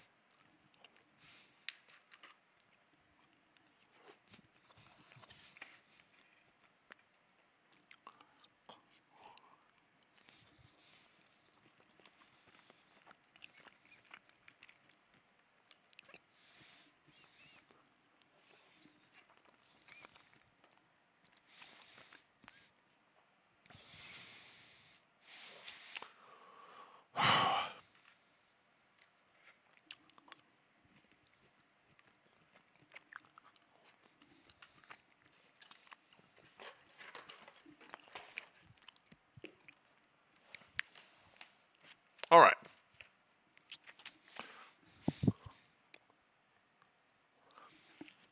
Wonderful. Now that that's done, let's go ahead, pull the mouse trackpad back, move this over here. Nice. All right. On to game number 3. Azure is still purple, and we're on Jagged Maw. This is only the second game of Jagged Maw that we have actually ever seen. First one, obviously, being TLO versus Mana in game number 2, I believe. Game number 2? I believe it was game number 2. I'll go back and check and make sure that I know. All right. Okay, so here we go. If you like this content, by the way, like, subscribe, follow, donate bits, all those great things. You don't have to, but I would really appreciate it. Additionally, if you want to give thanks to the original source of the videos for this content, you can go over to ItanoCircus 2. That channel has all of it. Special thanks to Artosis. The links are also in things like Bang Supercup, Bang Map Pool, and if you use the follow-up Bang commands for the matches, then you'll understand what map that we're on, what match that we're on. I believe we are currently on match number 4. All right. So Jagged Maw really is dominated by siege camps, right? That's the point that's being mentioned here, is that everything about this map is about the siege camps, and actually, because of the siege camps, everything about this map is really about where your bases are in relation to these siege camps, and then, while we're thinking about the topic of siege camps, where they are in relation to atlases generally. So, the double mine on the lower ground is kind of hard to defend because it is seen on both sides it is a cliff that is seen on both sides, and also scouts can get through that light terrain and push through. Now, one benefit of pushing through into that double, right, and using that as base number 3 and base number 4, or both of those sources of Luminite, is that you will have access pretty immediately to you'll be pretty far away from the catapults, but that also means that you won't get wrecked by them quite as quickly. Whereas if you expand to the left, you will get the catapults faster, but you'll also be negatively impacted by them more quickly if you're on the losing end of the gameplay. However, you also aren't as likely to get completely wrecked by Atlas drops. Very, very, very, surface level immediate analytical thing that we can say about this map is, hey, did you know? Yeah, this scout ain't doing the thing. It thinks it's doing the thing, it's not doing the thing. This is probably why 3 is the magic number, right? You send 3 and hope they all build the command post, and then if a scout is harassing you, 1 can fight back, 1 can repair, and then you'll be safe. The one that is taking damage will be safe, right? probably something people figured out. So surface level analytical thing is that the bases are very close by air and pretty long distance for non-light path moving units. Also, we see a lot of scouts. We've seen a lot of scouts in the last 2 games, so that might be a thing that dissuades people from taking the double as their 3rd and 4th base. I still contend you should really think about it. You should put some thoughts in about it. I understand what's going on here too. This wall is going to connect to the lower left-hand side of the ramp that's going up into the main. Well, it could, and then have the unit, well, that would be uncomfortable because the units would all snake around like this, but it would also be very comfortable in terms of dealing with any harassment that your opponent is dealing, especially since you could tell the units to build out this way. We might also see the wall go into the lower part of the ramp, which would be an interesting decision, certainly, as the scouts are trading back and forth to figure out what's going on over here. Once again, I want to give props to Azure for just seemingly always having the scout that is getting the most done, right? Is doing the most with the least. I also want to say that it doesn't look like Azure thinks that the harassment plan that he has used for the last 2 games is particularly good here. I think that it was okay, but not exceptional in Vanguard v Vanguard. On Broken Crown Hinterlands. I want to say it was actually quite a good plan on Secluded Grove, but there seems to be a belief, and wow, yes, Mixu, yes, is getting the double. Getting the double is basically saying I'll have less, I have fewer ramps and fewer, like, I have less distance ground-wise to cover and air-wise to worry about at the cost of having to worry about maybe Atlases later in the game. But if neither of these players think that Atlases are worth playing right now, either because of the cost of the unit or the tech requirement or the fact that there are other units you could have made in the meantime that you will then get wrecked by, or the stability of those builds, right? Then this is saying I will be fine if you get the catapult camp first, and basically the natural becomes the defender like the defendable location. All then that Mixu really has to defend is the light forest area to the south of their natural and the high ground to the left of their natural. Because as I have mentioned on the map review, getting this double mine allows you to have a thing where one command post can turn on a lot of BOBs at the same time. It also kind of stunts air attacks by making a juicy target for you, so your main is a little bit more defended in that way. There's a lot of good things going on here. Let's go ahead and grab this. Yep. There do be a Lancer.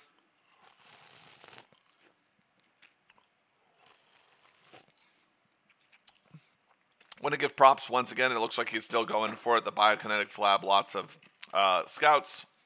The thing is, I kind of have to respect that Azure is playing in a way that says, I will prove that I am better than you at being able to leverage map control. Right? There's a lot that's going on when you dare to stick your foot out there and say that. Yeah, must not think that it's worth, because you also have to remember any of these interactions where it's like, well, he would take a couple of losses, but yeah, he would do a lot of damage to that, and he might be able to even kill it. You got to remember that unit veterancy is the thing, right? For anyone who's like, but why didn't he? Unit veterancy is the big reason why. Yep, and there is a BOB Overcharge. So notice that we have 2 overcharges left, possibly in the natural, and then I believe we saw that there was only, there were 2 in the main and 2 in the natural left over. And the double mine is actually going to start absorbing some of the requirements, right? The double mine is going to start absorbing some of the requirements. Also, one of the reasons you don't want to get a 3rd is, say it with me, what's over by the 3rd base normally? It's a health camp. You know what that means if you're ever losing a fight. For anyone who wasn't here earlier, they kill the health camp, then they kill you. That's the real answer. That's the problem. That's the real difficulty.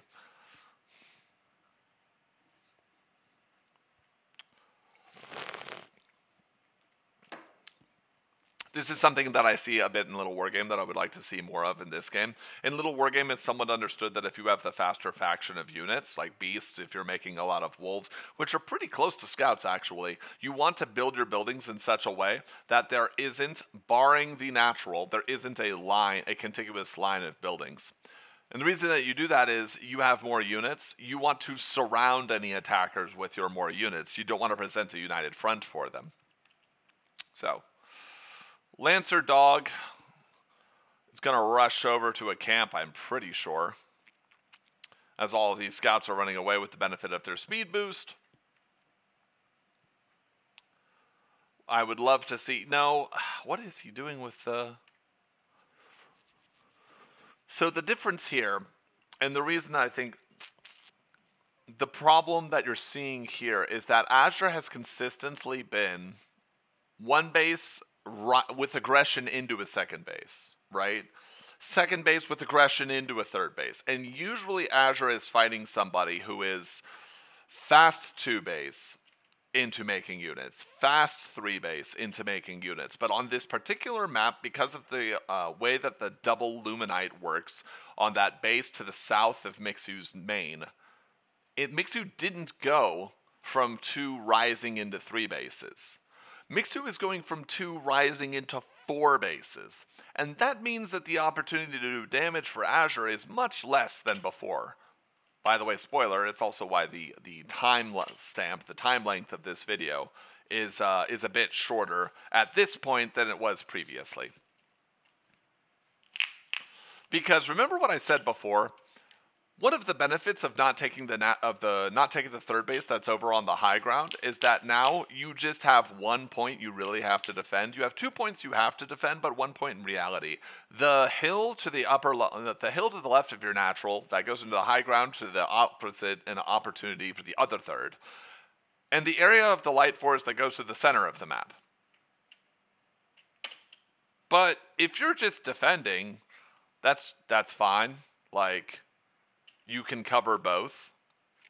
And also, if these scouts are going up and around the entirety of the map, they kind of miss the opportunity to go up and through the center of the map. And they also miss the opportunity to go up and through the center of the map because of the way that Zag defense is positioned for the 3rd, 4th base combination. So all this is to say, Azure is not, in fact, in a good spot. Again, same build as the first 2 maps. Got some stuff done on map 1, but didn't, looked like it was struggling, right?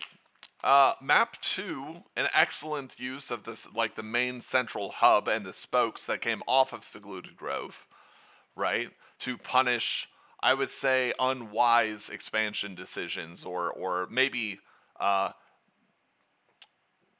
possibly less optimized expansion decisions. But now, that same thing that Azure was doing in those first 2 games where I put on some pressure, and if I can't get some pressure done, then that's fine, because I'll just go back and I'll get some map objectives. There's only one real set of map objectives here, and because of the way he's not doing them and not taking the fight, yes, I love it. It's great. Because of the way he's not taking the fight, mentioned this earlier in the video, by the way, you're welcome, with the high ground that they're now highlighting.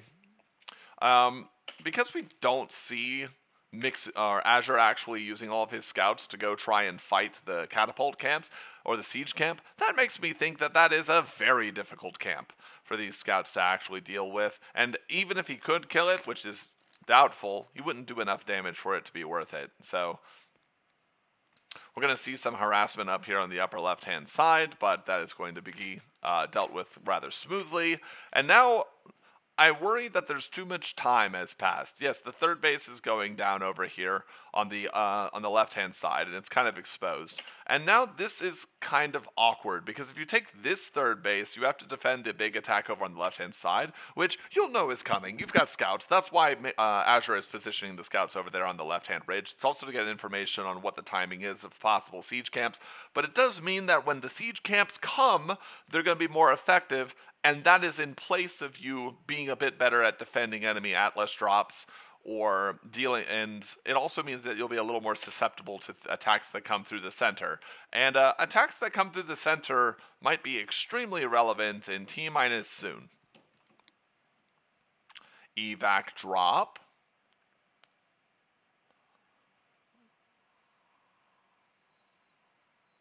Oh, no. Okay, so in Little War Game, we've actually discovered that there is tech that you could do for this, which is you can hotkey your... I don't know if it works the same in Stormgate, but you can hotkey your Atlas, and then so it's hotkeyed inside of the airship, or the equivalent, right? I'm translating for you. You can hotkey your Atlas inside of the evac, and then when it drops, you can control the first shot. And that's actually a big part of the reason why stack defense is put near worker lines in Little Wargame, and is being put here. It's to draw the aggro of the Atlas so that you can see, oh, our forces are under attack.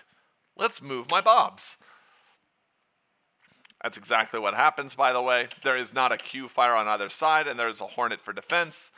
Sick. We see this a lot in Little Wargame, where the mech player, when defending drops, will have a gyrocraft, and it just kicks the evac away. And you don't want to lose this, because once you lose this, yeah, once you lose this airship, and also these are not nearly as fast or as tanky as airships in Little Wargame.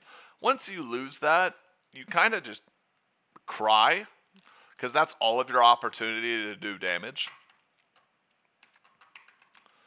So there was only really one area that now that this can work, is put all of the scouts. If you're Azure, there's only like one real opportunity here, which is to put all of your attacks towards the center, and then try and overwhelm and do a lot of economic damage, and then hope that you can claw back into the game and survive after that. But if Mixu keeps going up in the Hornet count, you're going to have a mega difficult problem, which sounds suspiciously like anti-air. Yep, and now there's a scout battle. And the scout battle doesn't matter too much because the siege camps are now being taken. This is the benefit that was procured by getting the double mine and having an easier point of defense. The siege camps can be seen, and now actually it doesn't even look like the dog battle or the scout battle can be won by Azure on the left, although his opponent certainly seems to think it's possible. Yep. And look at all those Medtechs making everything healthy, and then the Exos doing damage, and that's a real problem because look at the third base location that Azure has taken, and it's even possible that they could go grab the second one, but I think he's just decided that's too much greed. Yeah, there are some Exos here, just in case the Hornets, but now the Hornets are going to do the same overtaxing I was talking about previously. The Hornets are going to show up if all of the anti-air gets killed, then the Hornets, it might take forever, but they can clean up the fight, they can do good damage, they can make everything miserable for the opponent. Right, and there's a sky mine right there, beautifully placed, so that if the evac decides to come across, it will either die or it will have so little health that the two Hornets will probably one-shot it afterwards. And now that the catapult is here, it's just a Little Wargame catapult. I love it. Yeah, he's trying to buy time. He's trying to like move the units around so he can control the camp a little bit more easily. And the Atlases here are trying to get as much defensive work done as possible, but they have a bigger problem, an unbelievably bigger problem, which is that there just aren't units. Right, also, by the way, this is the benefit of, remember on Game 2, I talked about how the players were going for Medtechs and then they were going for Vulcans, and I wondered what they could do about having Hornets instead. One of the benefits of Hornets is what you're seeing in this game from what Mixu has done. You actually do a great job of defending your opponent's aerial assaults, to include drops. Just by having a couple of them, you also force your opponent to answer the logistical question of, do you have enough to actually deal with air units? Because if you don't, you lose the game for that reason too. Yep. I actually think these will get nerfed eventually, but don't worry, it'll be a long time before it actually happens. Because the funny thing is, I'm not saying they'll get nerfed. I'm not saying that the tank-evac aspect of it will get nerfed from StarCraft 2. What I'm saying is we see this in Little Wargame, right? People love catapult drops in Little Wargame. They love seeing them, they love playing them, it makes for good hype moments, it's interesting, it's a contested micro battle, it shows a lot of skill on the part of the player in multiple facets of their skill. It is extremely strong. But, oh, this poor Sentinel going down is really bad because it was either going to have the subspace highway, Ramona Flower style, so that there would be a speed boost, or more likely it was going to try and give 50% bonus defense, which is going to be really necessary. Also, I want to note this, Sentinel Medtech is probably going to be discovered to be really good. There's just natural synergy between the two, right? If you could put your nano restoration on something, and then the Sentinel is saying that everything in that area takes 50% less damage, and it's massively healing all of the units in that area, I think that's going to be really good. This is something we saw in the TLO mana game. You basically you posture your units forward, beg your opponent to fire with their catapult, and then you retreat, and you use this to get multiple rounds of production forward so you can actually deal with the attack. The small, like, inconsequential problem here is that there's just not that much anti-air. There is a Hornet. This Hornet's job, by the way, this Hornet's whole raison d'etre, right? I feel like I'm watching Ergo Proxy again. That Hornet right here's whole purpose was to kill the low health enemy Hornets so that that is not a loss condition. And I want to notice actually that static defenses buy time, but nothing else against these tanks. And do you remember what I said about how taking the third base is going to make this really hard? Once this catapult dies, there's actually, so the army is here with the catapult, because the catapult, for anyone who's new, can't be controlled by Mixu. But as soon as this catapult dies, right, if they don't think they can win the fight here, this army just runs back and hits this over here, or goes and grabs another catapult and DJ Khaled's this man with another one. I don't think we're going to get to that point. The fact that you could put the nano restoration on a Hornet is kind of cracked, actually. Like, that's kind of good. The flying heal, this thing is the flying heal bus. Like, do you see that? That's Miss Frizzle driving the magic heal bus right there. If you don't get that reference, that's fine. You just weren't in the 90s. Yeah, and now that what I said, now that the catapult is done, right, now that it's gone, some good Q firing attempts over here, but one of the Atlases goes down. One of the Atlases will live. Both of the Hornets will live. Yeah, I said it. I called it. It's the smart thing to do. As soon as the catapult dies, if they don't think they can get any more damage, they come over here. And as soon as they can't do any more damage here, mark my words, a flood of reinforcements are going to come together. They're going to get the extra siege camp, and they're going to push down. And the entire time that this is happening, this is an existential problem for Azure, because this is his third base and his natural, and he is fighting up against an opponent who started the game on 4 bases when he was trying to do 2-base aggression, and it's now 5 bases versus 3, with a lot of defenses and a lot of avenues for pressure and attack, and Azure is now so pinned down back into his base, he doesn't have the ability to actually force map control or rest it with the early game units anymore. Especially when Medtechs came out, I think we can start to say that Medtechs are actually the unit that says, hey, you can't do your light scout harassment to the same degree or effectiveness anymore. And it wouldn't surprise me if, much like how we see people in Little Wargame leave a catapult to defend, or we see people in playing Protoss like leave a High Templar for feedbacks, for medevacs, for drops, right? Mark my words, as soon as they don't think they can get any more damage done here. I also want to note, this is clutch. The AoE damage over time effect of the Medtech is another reason I thought it would be crazy good. You might actually even want to drop Medtechs with the appropriate training level over Atlases, because while Atlases can be dodged, so again, from Little Wargame, we had a worse version of the Nano Reconstruction ability that had to get its healing rate nerfed, its radius nerfed, and the building that made that unit had to become more expensive, all because of how good it was, when multiple Grandmasters in that game's scene didn't think that it was actually, like, Grandmasters from StarCraft 2 thought it was not that crazy until they played it and were like, oh shit, it's busted.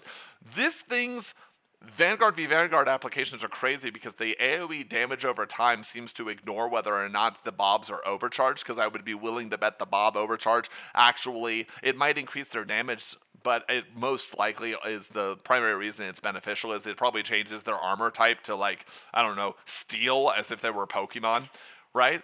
But it might be better to drop Medtechs to harass than Atlases, because Atlases do something that we don't see in Little Wargame. They show the ball of where they're going to hit, so there's more micro potential on the defender's side because they know where the aim is or the attack is going to go.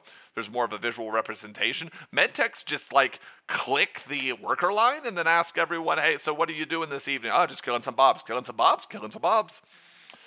Feel like I'm doing Dragon Ball Z Bridge. What are you doing? AoEing your dudes, AoEing my dudes, AoEing your dudes. Are you? Yes. And as soon as this is done, like I said, if they don't think they can get any more damage done, actually I think Mixu is going to be incredibly surprised when he gets down here and sees that his opponent doesn't have the double base. He's going to be like, wait, what? Oh yeah, you definitely take this Vulcan. You definitely take this Vulcan. You definitely take that. Yeah, you're going to charge and kill that Vulcan. Yeah. And then this fourth base is never going to go up. Because, again, the more you expand on the left-hand side on this map on Jagged Maw, the more you're telling your opponent that they're going to be fine if they get the siege camp. They're going to have extra reasons to get the siege camp, and they're going to pressure you. And the only takeaway from not getting the double base, as was discussed, and by the way, I did that in the map video before this came out on YouTube, so don't tell me I didn't know about how double mine was good for Vanguard. Yeah, basically, the whole map is just dictated by the path of the enemy catapults, and if the catapults are pushing natively into an area that is your expansion path, you have a bad plan. Also, for anyone who is new, don't try to avoid taking bases that are next to your health regeneration, because if you're taking a faster base, you're going to be defending. Your opponent's going to have more units than you are. They can kill the health regeneration. They can go out, and any units you don't kill in the defense, they go back there, and then they hit you with another one. Right? They just keep going in rounds over and over. So there's going to be a little stand of units here. They have the, what is it called? Run and gun. It's not called run and gun, but in my mind it's called run and gun. It's called like shoot and flee. That's not its actual name, but that's what they're doing. Siege camp here is going to be captured. Now that's been captured, what's crazy is here's why this fourth base is so bad. Your siege camp literally spawns with the ability to attack the forces that would otherwise be defending it, and you can't stop position or hold position to prevent the catapult from moving. No, not yet. I do wonder, however, if you get the scout ability to reduce the movement speed of units, can you actually use it to hit your own catapult to make it move more slowly? That's an interesting question. So while the catapult is here and just has like infinite free fire opportunities, and I do mean infinite free fire opportunities, there's just going to be a move out here where I'm pretty sure Mixu is going to be surprised that Azure doesn't have the double and has never had the double.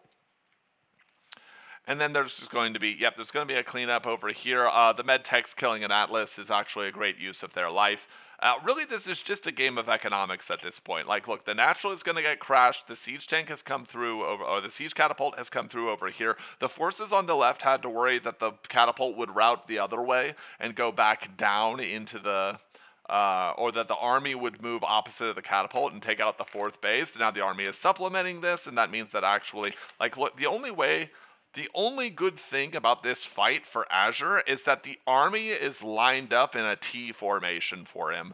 And what I mean by that is this army should be positioned, instead of like this, it should be positioned like this on the ramp, right? You see that ramp? Here, let me change my hand position so you can see. It should be like this on the ramp, so that it can guard the ramp, have the catapults on the comparative low ground, and then have free fire shots to present a united front.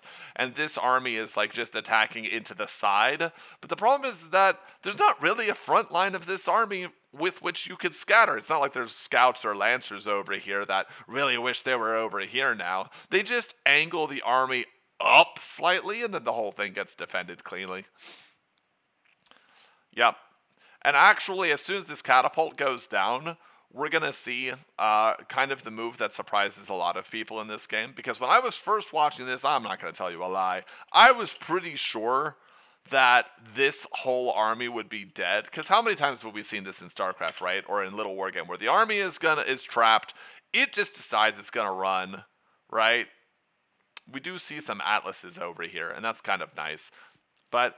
you know, I was pretty sure, like, oh, they're not going to get extra value here. This is fine, right? The Vulcans are... maybe the Vulcans won't be able to tear through it, but there's multiple Medtechs here. There are some Lancers, and then you just realize, like, actually the army is all kind of, like, wonkily scattered. There are some units that have to hit the Hornet that's up in the top. There are some units that have to still continue the fight over at the ramp. There are Medtechs in the choke area. The Atlases and the evacs are being taken care of. Like...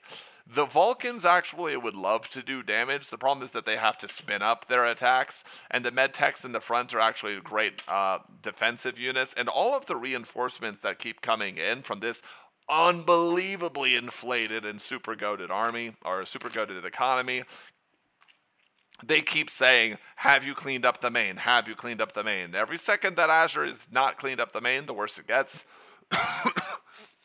The real reason it gets really bad is that the natural reinforcement path on the left-hand side just says, if at any point the whole army in the main gets cleaned up and Mixu loses all of those forces, Mixu just stops sending reinforcements across this fourth, third natural main path and just coalesces them on the fourth base, shuts it down, and says, I have 1, 2, 3, 4, 5, 6 luminite ore, and God knows how much therium, to your 3 bases. What are you going to do about it, really? And the answer is that there isn't anything to do. It's just been a matter of slow bleeding the entire time, and the Hornet has unbelievable value here as well.